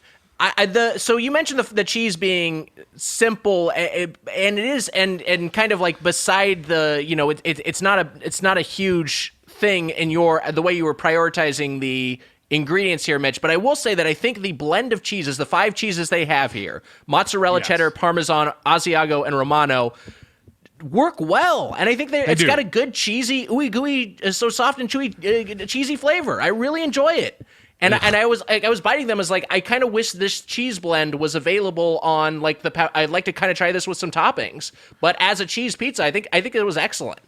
I'll say this. I wasn't belittling that. Cheese, of course, still matters. It's an important thing. I just think that so many frozen pizzas, you get turned off immediately by like an overpowering sauce, and I think that the sauce is like one of the key ingredients. Or Obviously, a you can bland break down. sauce. Sometimes Or a I bland feel sauce, like, yes. right. Yeah. Like I tried look- Elio's recently in this quarantine, which I hadn't had in a while, and that's one for me where I was like, this sauce is giving me nothing. I feel like I'm eating a grilled cheese. I need the sauce to be making its own sort of statement. Yeah, and you can get that like cheese that like barely even melts into covering the pizza. You know what I mean? Like it's just specks of cheese on top of sauce. But this cheese is not like that. It looks like a real pizza. It feels like a real pizza. But like Griffin said, it's Taco Bell. It's Taco Bell is not Mexican food, but it's Taco Bell and it's great. And much If you like get Taco pizza- Bell, they're doing the calculation of, in this case, quantity is quality. Like there is a ceiling to frozen cheese on a frozen pizza. So let's throw 5 of those on and just walk away. And it works. It works. It works. Well, let's get to our final thoughts on Tombstone Pizza. So we will each go around. We will give our summation of our feelings on this brand, and then end by giving it a rating from 0 to 5 forks. David Sims, we'll begin with you. Okay. I do think part of the joy for this, for me, is that I don't get to eat enough frozen pizza, and so there was a nice little nostalgic kick for that. But like we said, I mean, that the first thing that surprised me, nice tangy sauce, ingredients perfectly balanced. The 5 cheese I thought was great, but I needed a little bit of something extra, so the pepperoni was my favorite. But I mean, the 5 cheese was like a great basic pie. So I don't really have a lot of complaints about Tombstone frozen pizza at all. Easy to make. The packaging is pretty limited. So is it crazy for me to go 4.5 forks? Wow. 4.5 forks for Tombstone Pizza. Very high score. I mean, I'm grading it on a frozen food, sort of spectrum, I guess, but I would think put that's it very fair. high. I think that's fair. All right, Griffin Newman, go for it. So as I said, I have a long-standing history with the frozen pizza sector. I feel like I have tried most brands, and so I'm really trying to think about where this rates in the grand scale. Unlike David, I feel like I have a lot of comparison points here. And while I was eating it, I was asking myself, is this the single best frozen pizza on the market? And as I started to run through it in my head, if we're talking like straight pizza, so I would include something like Elio's, even though it's a weird size, but I wouldn't include like bagel bites, or Right. like Totino's pizza rolls, which is maybe my favorite frozen pizza product. The only one I could think of that I like more than this is the Newman's own frozen pizza.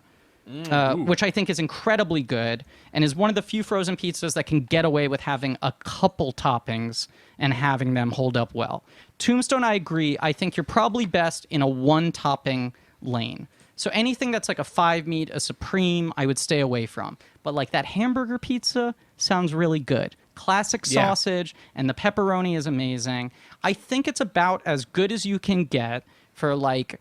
a blue-collar frozen pizza, and I even think it surpasses a lot of the higher-end artisanal frozen pizzas. I think it runs laps around like Amy's frozen pizza, and I like most of the Amy's line. So I think if you're judging it on that scale relative to how good a frozen pizza can be, I gotta give it a 4.75. Wow, 4 forks, Holy 3 shit. times. I mean, I said, is there anything holding it back from a 5? And in my mind, I said, I think it is possible to make one slightly better, but it's hard. And I should mention, I plussed up my pizza on this eating. When I took it out of the oven last night, the 5 cheese, it had broken off into 3 weird pieces. Like, I think I got one that was kind of busted when it was still frozen. So the sides came off of it. And I'll send this to you guys in the chat, but it ended up turning into like what looked like a big triangular slice of Tombstone, which was really fun. It was like a fun form factor. And then what I did was I said, like, this big Tombstone slice looks like it's begging out for some dipping. So I went into my fridge and I, of course, reclaimed my status on the Doughboys podcast as the king of cranch. Wow. There it is. wow. An important first-round pick for me on my rare quarantine supermarket trips. I stocked up on cranch. I dipped that fucking Tombstone in the cranch, and I would argue that is a 5-forker. If you're able to dip your Tombstone in some cranch, you're looking at a 5-fork meal. Wow. Griffin, I'm looking at this gigantic slice. It's like a big. You guys are New Yorkers. It's a big New York style slice. You gotta fold in half. This thing's a monster. It was fun. Hey, I need some coffee. Yeah. That's what Like Tony scene that Lip from makes. Green Book. Racism. I don't like it. I do. Who knows? Cranch in one hand, giant pizza slice in the other. I was I'm amazed crooning you could- New York to my wall. Tony Lip at the Copa, they were always like, "Hey, go get some more cranch. We're running low, Tony." Tony Lip would have called me a coward for needing to break it off into a slice like that. He would just straight fold a Tombstone. He would unhinge his jaw. It's true. Hey, Griffin, I think you'd be happy to know that when we were in Cleveland, we got a chant of cranch going. I heard that. That's true. It made me Yeah. really, really happy. Nick, that's right. It was Cleveland, correct, Nick? That sounds right.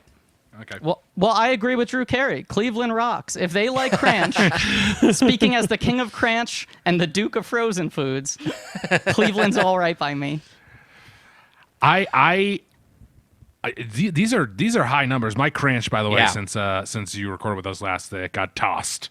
I don't know how long cranch is good for. You gave me a bottle of cranch, which I put in my suitcase and brought right. back to New York City with me.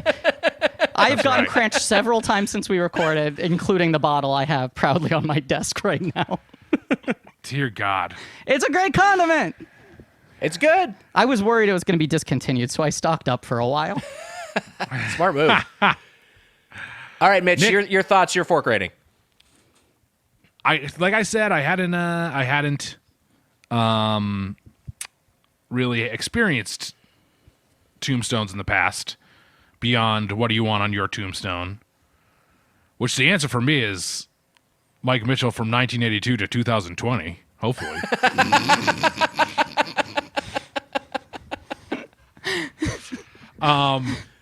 I walked away from Tombstone impressed. I like kind of basic. I like Celeste still. I like Tony's pizzas. I like kind of a basic pizza like that. And I feel like this. I think Griffin's right that this is kind of like, oh, it's a working man's frozen pizza, but I also feel like it is a little bit fancier than a Tony's or Celeste. It's trying a little bit more to be an actual pizza And much larger. and much larger. I broke mine down into 4-quarter portions. Oh, I fucked up the Unkar plot line. This is how bad my day is going today, Nick. You're doing fine. 4-quarter portions? Ugh. Sucks. You're fine. Don't worry about it. No, I suck. No, you're fine. No. Anyway, I don't know. You can just do a review. I'm not even gonna review it. No, we want to hear your review. Everyone wants to hear it. We want to hear it. Mitch. No. Once I fucked up 4-quarter oh, see, I can't even say it again. That could be like some sort of Unkar plot cat thing. I don't know. I'm trying to help you here. I broke it into 4-quarter portions, and then I ate. There we go. And then I ate each quarter of that portion. I ate the whole pizza, except for maybe like a half of the last slice. 1,400 calories, Nick. It's a lot. I wish it. It's a lot for what doesn't seem like a lot. You know what I mean? Like I wish that it was. I wish it was less calories for what you take down, because I think most people could take down a Tombstone pizza. I don't think it's hard. I think what you did, Nick, is I think 2 pieces, if you break it into fourths, or 3 is probably filling. But 2, I'd maybe, if I had 2 for lunch, I feel like I might still be hungry. Maybe need a salad or something with it. Anyways, I enjoyed it, and I was happy that I went with. For me, the way to judge a pizza is with cheese pizza. So I was happy that at least that the one that was left was a cheese pizza. And from what you guys are saying, what do you want on your Tombstone? It sounds like cheese is the best option overall. I think pepperoni. I think so. Pepperoni's also okay. good. I mean, yeah. I think those are the top 2. But yeah, Nick, I was thoroughly surprised. I'm not gonna go as high as these guys. I'm gonna go with a 4 forks on this guy, just a flat 4. 4 forks. Very good score. As far as frozen pizza goes, you could do way, way, way worse. So,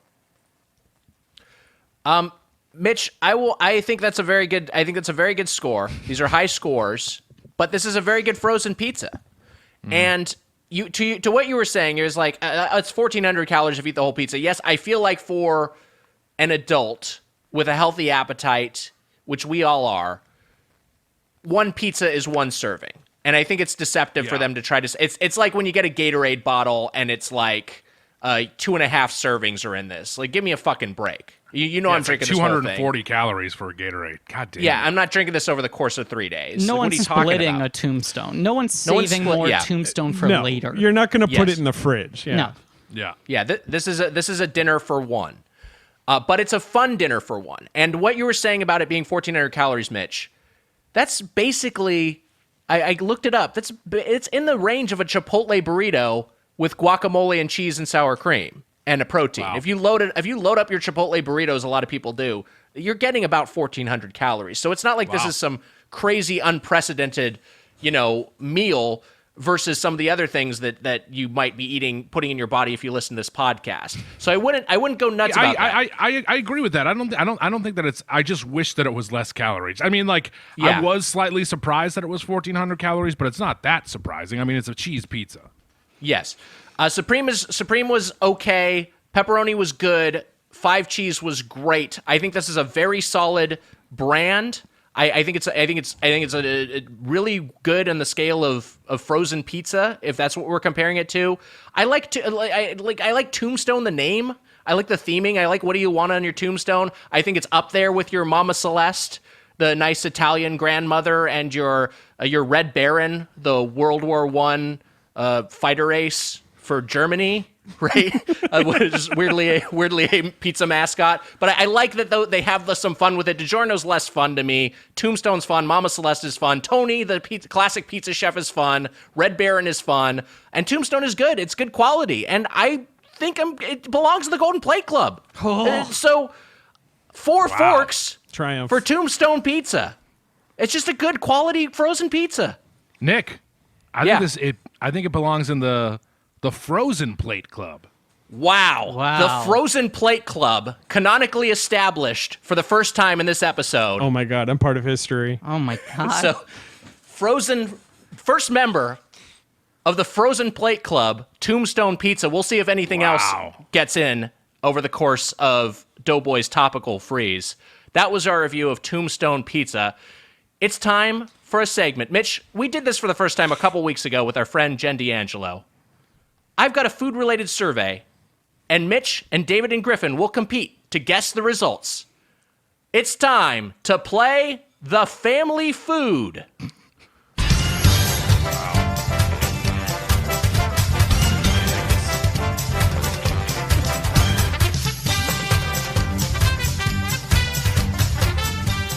The theme song for the family food, the Richard Karn era Family Feud remix. You're putting up the answers. Okay, I'll take that. I'll stop sharing my screen. I'll put this in a different tab. Immediately share the answers. Yeah, I read 3 answers before I realized what was All right, on well, the this screen. This is going to be a little bit of a fraudulent exercise. That's all right. We can fix this. Okay. No, we can't. No, this will be fine. Did you guys see all the answers? I saw. Yeah. I clocked at least 2. Okay, here's what I'm going to do. I am going to, as we're doing this, I am going to find some different answers that still fit the category. You're making a new segment on the fly. Look. the I'll give you a second is here. The survey you got is what? Best food movies of all time. Yes. And I am going to, instead of you doing the top 7 answers, which you guys have seen some of now because I accidentally shared my screen, I'm going to do answers 8 through 14. Oh, the more niche ones. Okay. then. The more, yes. So the answers 8 through 14. If it's 1 through 7, you don't get credit for it. But if it's 8 through 14, as voted by fans on Ranker.com of best food movies, and they define food movies as movies that feature food and dining as a central theme. And I would just say this as a hint: recency bias is a big thing with these kind of surveys. So you will get a guess. Is number 8 Ratatouille? No. Is that your first guess? No, because I saw Ratatouille on your screen. But that was I said I'm number 1, changing the. right? That was Yeah. number 1. I'm deserved changing number 1. the game. Ratatouille was number 1? Ratatouille is number 1. I said recency bias is a big thing. Dear God. All right, that so sucks. top food movies. We're going to go with 8 through 14. 8 through 14. See if you can guess them. Let's start with Mitch. Let's start with you. Well, this is probably in the higher level, but maybe it will, because recency bias. Oh God. Recency bias-y? I know. It's just not working for me today. Some days it just doesn't work. Some days it's hard to form words. I know. I can relate to that. Look, for the double, I was knocking out of the park. Barry Bonds. Now I'm fucking Tim Tebow over here, playing baseball. To be clear, I'm gonna go with Goodfellas, Nick. I didn't see if it was in the top 7. I'm hoping because these are kind of weirder choices, it will fall down to the 8 through 14 range. Okay, Mitch's answer is Goodfellas. Is it on the board? Survey says Wow. not on the board. Not on the board. All right, you don't have to X me twice. I didn't mean to do that. It Hey, auto-played. quick! They're gonna play the theme song. All right, good. You canceled it in time. Okay, there we go. Mitch, you get it. You have your first of 3 strikes. To be clear, it's whoever gets the most correct without collecting 3 strikes. If you get 3 strikes, you're out. Nick, I want to quickly say that we need to discuss 2 things. One, Yes. Commissioner Susser ran into David at Sundance, That's right. and he wants me to bring it up for some reason. Okay. Yeah. Yes. Is that it? Is that he just wanted me to bring up the fact that you ran into him at Sundance? I guess so. Yeah, I can't remember. I guess he just goes to Sundance with his family. I think that's why he was there. I think he had some pals in movies there. But yeah, we ran into each other at Sundance, and we had a very nice conversation in the library, which is the best place to get food at Sundance. If you're ever at the film festival, they have the best sandwiches. They're kind of a secret. Go to the library. And it was great. Great to meet the commish. Very exciting. You saw Susser at the best place to get food at the festival. We had just seen Palm Springs, the Andy Samberg movie. That was the hit of the festival. Wow. Oh, wow. All right, Mitch, Nick, you have also, one strike. I also just wanted to bring up, there is a thing we have to discuss before this episode ends, and it is, what is better, Tombstone the pizza or Tombstone the movie? But let's keep going on with this game. We'll do that at the end. Okay. Okay. Griffin, you're up. Top 7 answers, I believe that's correct, of the answers we're looking for are 8 through 14. The 8th through 14th most popular food movies as voted on by Ranker. What is your guess? So the two that I clocked clearly when you were screen sharing were Ratatouille at number 1, and then I believe I saw Charlie and the Chocolate Factory up there, but I'm not asking you to tell me whether that's correct or incorrect. So part of me is curious whether it was that one or Willy Wonka, and if that's the case, where they counted as separate entries, is one of them lower down on the list? I'm going to try to think, as you said, recency bias. If this is Ranker, I think they might have put a canonical classic food movie lower than most critics' lists would. So I'm going to go out on a limb, even though it deserves to be higher, and guess that Big Night Great movie. was below number 8. Big Night is your guess. My guess All right. is the Stanley Tucci, Campbell Scott Scott. movie Big Night. Amazing movie. Survey says Wow. Big Night actually higher on the list. It's All number right. 7. All Big right. Night, people still like. People I'm in happy the to be 1996 wrong release. there. Yeah, that's a great movie. One of the best food movies. And I was only off by 1. Great scrambled eggs at the end. Ugh. He makes Oh, the eggs. love that scene. The omelet, God, what a whatever great it little is. scene. The eggs. A little heartbreaking scene. Yep. David, your All guess. right. I'm just trying to guess a recent mediocre food film. So I am going for Jon Favreau's Chef.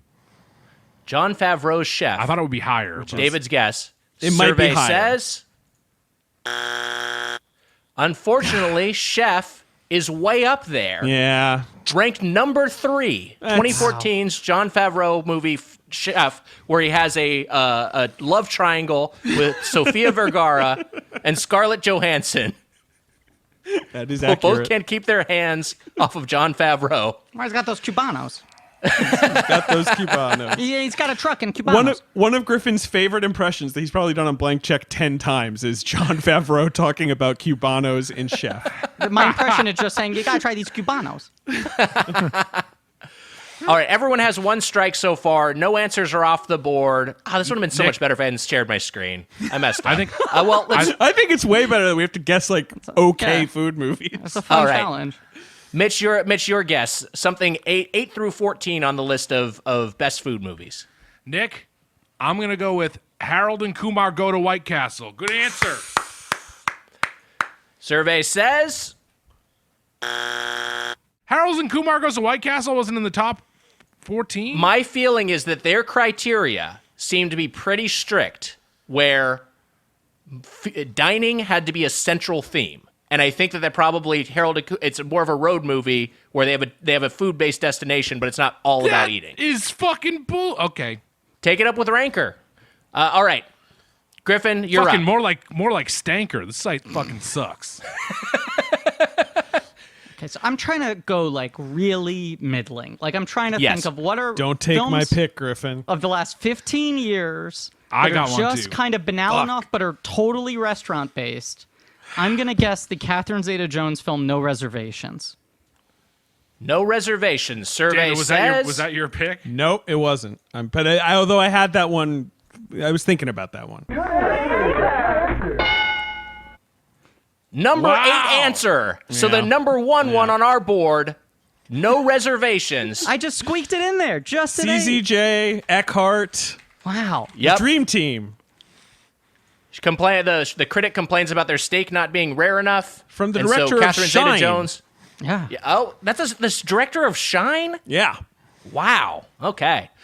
All right, David, your turn. All right, my guess, similarly mediocre. Maybe this one is too famous for this list, but I'm going with Burnt. Bradley Cooper Burnt. in Burnt. Okay. Show me burnt.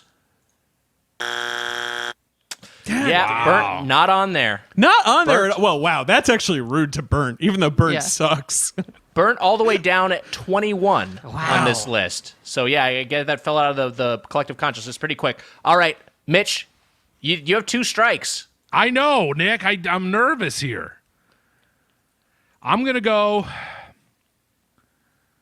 I hope that it helps me out here. I'm going with Diner. Great movie. Mitch's guess, diner.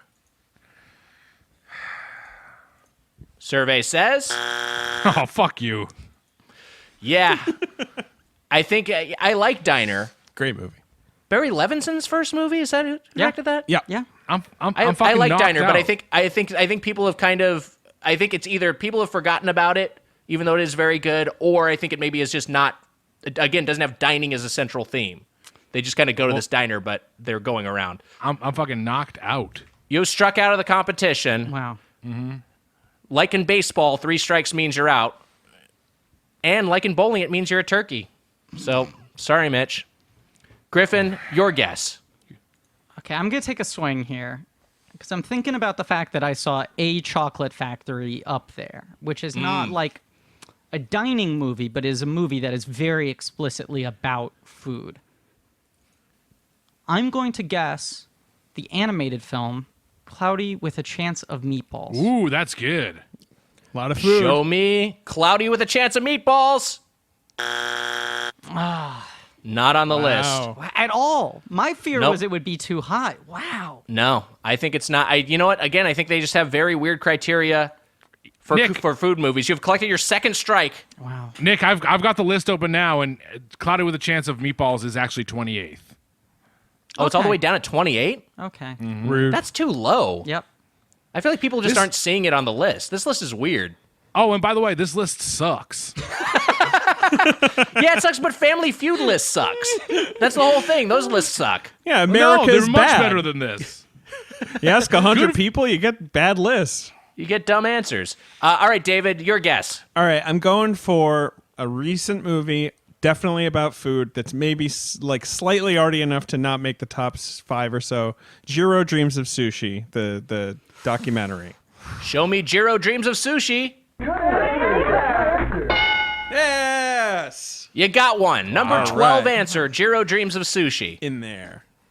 All right, Mitch is out. Griffin, you have 2 strikes and 1 correct answer. So David and I are dead tied here. You're both tied. This is the make it or break it round. Okay, I mean, Jiro is an interesting line of thinking because it's like, what would make a higher placement on a intelligent person's list might make the second rung on a ranker list. Thinking about the great food movies. Also, remember, this list sucks. Yeah, I know. That's what's tough. The mental exercise of like, what would I pick if Let I me was put myself hella in basic? Right, exactly. What would be my hella basic choice? You know what? No guts, no glory. I'm gonna take a big swing here because this is the make it or break it round. I believe that I saw Willy Wonka and the Chocolate Factory in the top 3, so I'm going to guess that separately, Charlie and the Chocolate Factory placed lower. Show me Charlie and the Chocolate Factory. Wow, that Number was bold. 9 answer. Wow. I mean, where it belongs. I had to take a swing. David, you have 2 strikes, 1 correct answer. Okay, it's a fast food podcast, and so I'm going to pick one of the best fast food movies. I'm going to say Good Burger. Show me Good Burger. Yeah. Number Thank 10. you, Kel and Keenan. Number 10. All right, you guys have 4 correct. 3 more answers are on the board. Wow. You each have 2 strikes. Good Burger Griffin was Newman. the one I had in my back pocket. Mm-hmm. So now Well, I I'm took even- it from you. I know. I can't believe I didn't say Good Burger. Damn. It's the best fast food movie. My worry was with Rancor, maybe that's number 2. You know? Right. Okay, I'm trying to think of a movie that Rancor would put high up there. So you gotta assume Jean Dielman is not in the running. Sure. Tampopo is not in the running. Yeah, There's like not a water lot of for chocolate. Right, no Criterion crossover with Rancor, I would think. But is there another, like, Jiro Dreams of Sushi-esque? Fuck, you know what? I may be showing myself here. I just said that I think there's no Criterion overlap, but I'm going to do this. I am going to guess My Dinner with Andre. Ooh, that's good. Classic dinner movie.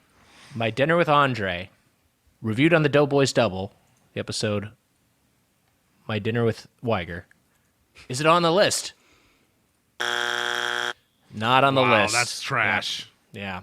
Good dinner movie. It was a good answer. I mean, it was a very good answer. It was a better answer than what's on here. All right, Griffin, you have been eliminated. This will decide, David, whether the host of Blank Check tie or if David wins outright. Okay. If you can get a correct answer. I'm going to go Artie as well. Movie we've covered on the show. I feel like it's famous enough that it might have made it in that area there. I'm going to pick Ang Lee's Eat, Drink, Man, Woman. Show me Eat, Drink, Man, Woman.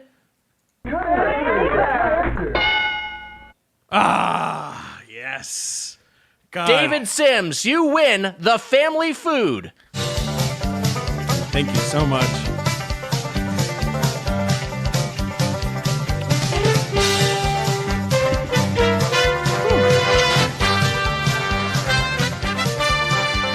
I like the theme gets a little country as it It's a keeps little going. like honky tonk there. Yeah, banjo gets going. It's a fun remix. Hold on a second. I want to talk about how bad that list sucked. I almost picked Tortilla Soup, the remake of Eat, Drink, Man, Woman, but I decided to go the original. So the top 7 that originally Ratatouille, Willy Wonka, Chef, Julie and Julia. I feel dumb for not getting that one. That should have been a gimme. Which one? Julie and Julia? Yeah. Princess Oh, and the Chocolat, Frog and Big yeah. Night. Those are the top 7. Princess The and ones the that- Frog? Princess and the Frog, yeah. The ones you didn't get in 8 through 14. I like that movie. It's not really a food movie. Well, she wants to start a restaurant. Yeah, but she doesn't actually do it until like right at the end. That's insane. The 2014 Helen Mirren film, The 100-Foot Journey, Wow. which I don't remember. That's Yeah. at number 11. And at number 13, Babette's Feast. Yeah, another Artie one. I thought that was too arty to even guess. Some arty ones made it into the top 20, but not really into the top 10.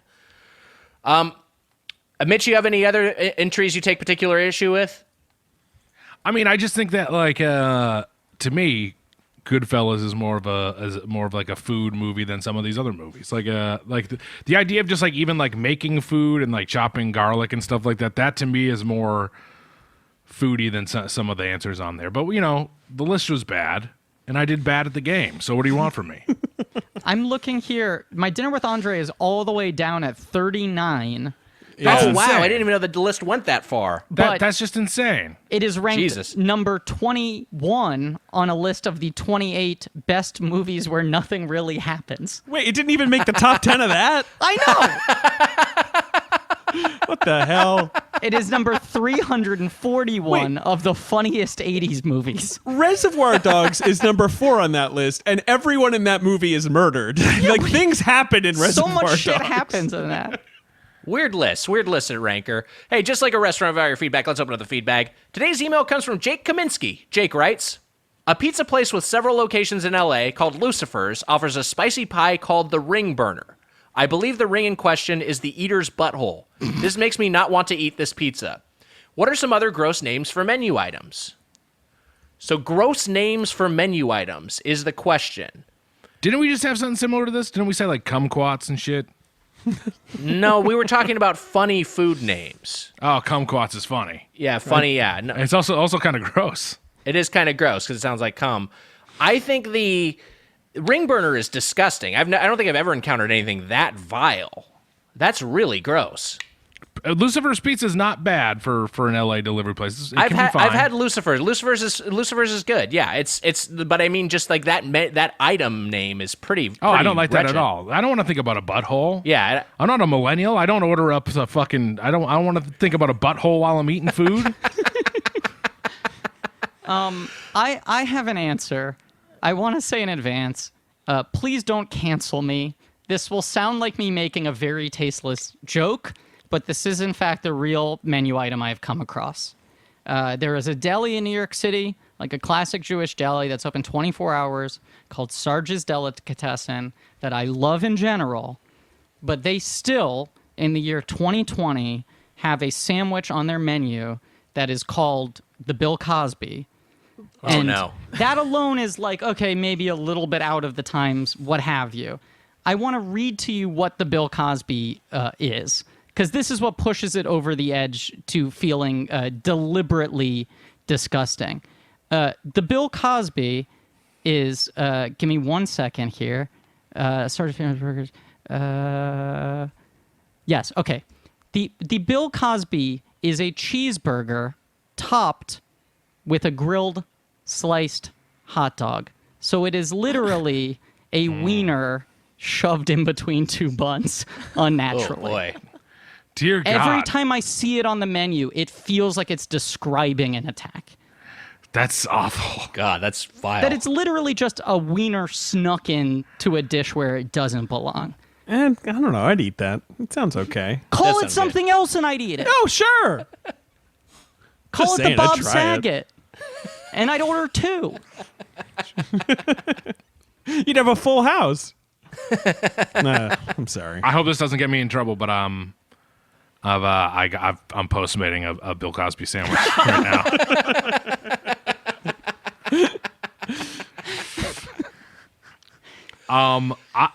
There's a couple things, but it's tough because some of them I don't like. Like I don't really like head cheese that much, and that's also kind of like a weird sounding, gross one, anyways.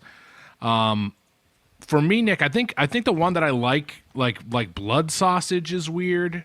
Yeah, that sounds gross. Like Love blood sausage kind of sounds, and I like it. Yeah, I like blood sausage a lot, but the name is sounds kind of gross. That's a big UK dish, right, Yes. David? Yes, it is. I love it. Oh, Black- you would know. They call it black pudding there often. If they mix it up with some oatmeal, make it it's really, really good. Wait, Classic why would breakfast David item. know about that? This is the third time on this podcast alone that you're trying this? Rule of threes, baby. That's how comedy works. I feel like the one that always to me sounded like adjacent to like a rusty trombone is Sloppy Joe. It's just like Yeah, Sloppy that. Joe's I good. always makes me feel a little like I like Sloppy Joes, but it just and similarly Manwich also just is like the loose meat inside a bun. The names for them, I guess it looks gross, so they come up with gross sounding names, but I just don't. I find the names unpleasant to say or hear aloud. Deviled eggs, that's kind of scary. I don't mind that. I'm not afraid of the devil. You'll walk on the wild side. Manwich particularly grosses me out. It isn't a menu item, but it's a restaurant name. Here in New York City, there is a place called the Big Booty Bread Co. Oh boy. And their logo is like a dude pulling bread out of the oven and sticking his tush in your face. Oh my God. And it just always seemed like, don't make me think about anyone's butt while I'm eating bread. I don't care how handsome what? this man is. And he's a good-looking man. Don't make me think What? about a tush. Millennials see that sign, they start licking their lips. I think I'm googling some stuff, but like Yeah. I guess like oxtail does kind of sound weird. Tripe, I don't know. There's a lot of Tripe is things on gross sounding. here. There's the British the British meal toad in the hole, which is basically delicious. Oh, it's yeah. like Yes. sausages and batter, like in like pastry batter, but sounds bad. That's a great one. Yeah, that that's a sounds great bad. one. I will say I do like tripe in some contexts, but there's a honeycomb tripe, which is specifically refers to a cross section of it, and that combination of words I find repulsive for whatever reason. But yeah. Bangers and mash sounds like someone fucked your mashed potatoes. Hey, let us know what food names gross Nick, you out. Yeah. Spotted Dick, we didn't even say. Yeah, Spotted a Dick. classic. But that's also very funny. That's just like a funny thing to say. I think that we mentioned that as one of our funny names. Also, One of our funny names. A rare isn't rare bit like the like bread with cheese on it, basically. Welsh rarebit. I think that name sounds appetizing. I like think it's seeing cute. that on a menu. I think it's adorable. That name is a neg, though. Rocky Mountain oysters are weird. I mean, but also they're not that delicious. Well, the thing with Rocky Mountain oysters is like once you know what it is, that's what's gross about it. I don't think the name itself is inherently gross. I think this is the line to walk is like what's something that you hear and you're just like maybe the food you even like, but just hearing the phrase you don't like. The last one I saw online here is Ladyfingers was another one. I think that's fine. Nick, for you, that's there's fine with me. Wiger licked his lips when you said that. Can I also just offer a quick counterpoint? You said that the Big Booty Bread Co. must be popular with millennials. I think it's too tame for them. I think if they want that younger market, they should rename themselves the Rim Job Bread Company. That would pull in the kids off the street. They need a shorter walk. And Wiger, before we wrap up, we need to find out what's better, Tombstone pizza or the movie Tombstone. Yes, let us know your foods that gross us out. Hashtag crude food, dude. And then we will decide. I'll render our verdict. Or dudette. Do we prefer Tombstone the movie or Tombstone the pizza? I think Tombstone the movie edges it out just slightly. I think I'd rather rewatch Tombstone the movie than eat Tombstone the pizza, assuming I had another food source. I'd rather. Here's the way I say it. Would you rather eat a Tombstone while watching another movie, or rather eat something else while watching the movie Tombstone? I would choose to eat something else while watching the movie Tombstone of those options. What do you guys think? I will almost undoubtedly eat another Tombstone within the next 7 days. And I'll be watching something else. So that's my clear answer. I do think of it in the way that you guys usually try to frame things, which is like, how does Tombstone compare to other frozen pizzas? And how does Tombstone compare to other Westerns? And I think Tombstone the pizza is a little higher up on that relative scale within its genre than Tombstone the movie is. And also, none of us got to try the garlic bread varietal, which to me sounds like the one thing that could push it over the edge into Possibly. the Platinum Plate Club without Cranch. They're getting some assist from Cranch right now. Right. David, what do you think? Yeah, I'm a professional film critic. I feel like I gotta pick Tombstone the movie, just to stick up for cinema, in its hour of need. I enjoyed eating the frozen pizza. It was great. I liked it. I was very happy about it. But come on, Tombstone the movie. Well, I'm an unprofessional frozen pizza critic, sticking up for my chosen art form at a time where it needs no help. All right, Spoonman, what do you think?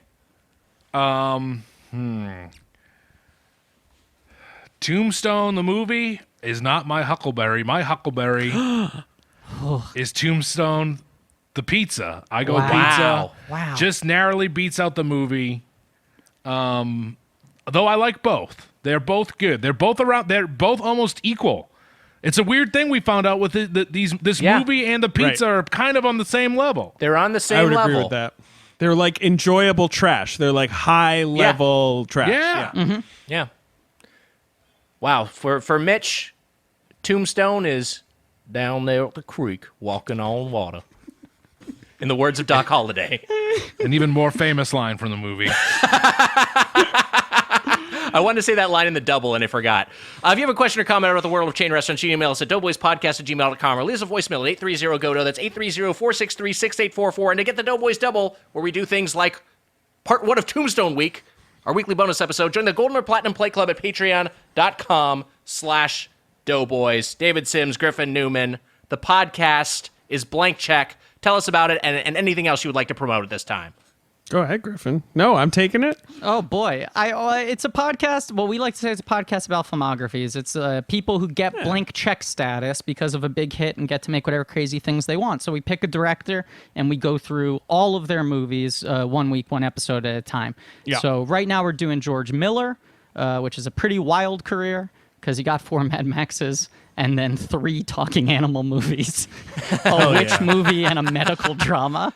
And then on our Patreon, we do like commentaries of franchises. And coming up very soon, Wiger, we are covering a movie that both you and I have cited, gun to our heads, as perhaps our favorite movie of all time, Toy Story 2. Wow. That's huge. That's my go-to answer for my number 1 favorite movie. So I felt a lot of pride when you said the same. Yeah, there's something about that second entry that really, it just like gets everything right. It's just a perfect movie. It's a perfect movie. Yeah. Wow, well, check that out. Check out Blank Check. And hey, that'll do it for this episode of Doughboys. Until next time, for the Spoon Man Mike Mitchell, I'm Nick Wiger. We'll see you next time on Doughboys Topical Freeze. Until then, happy eating. See ya. Buy some Cranch.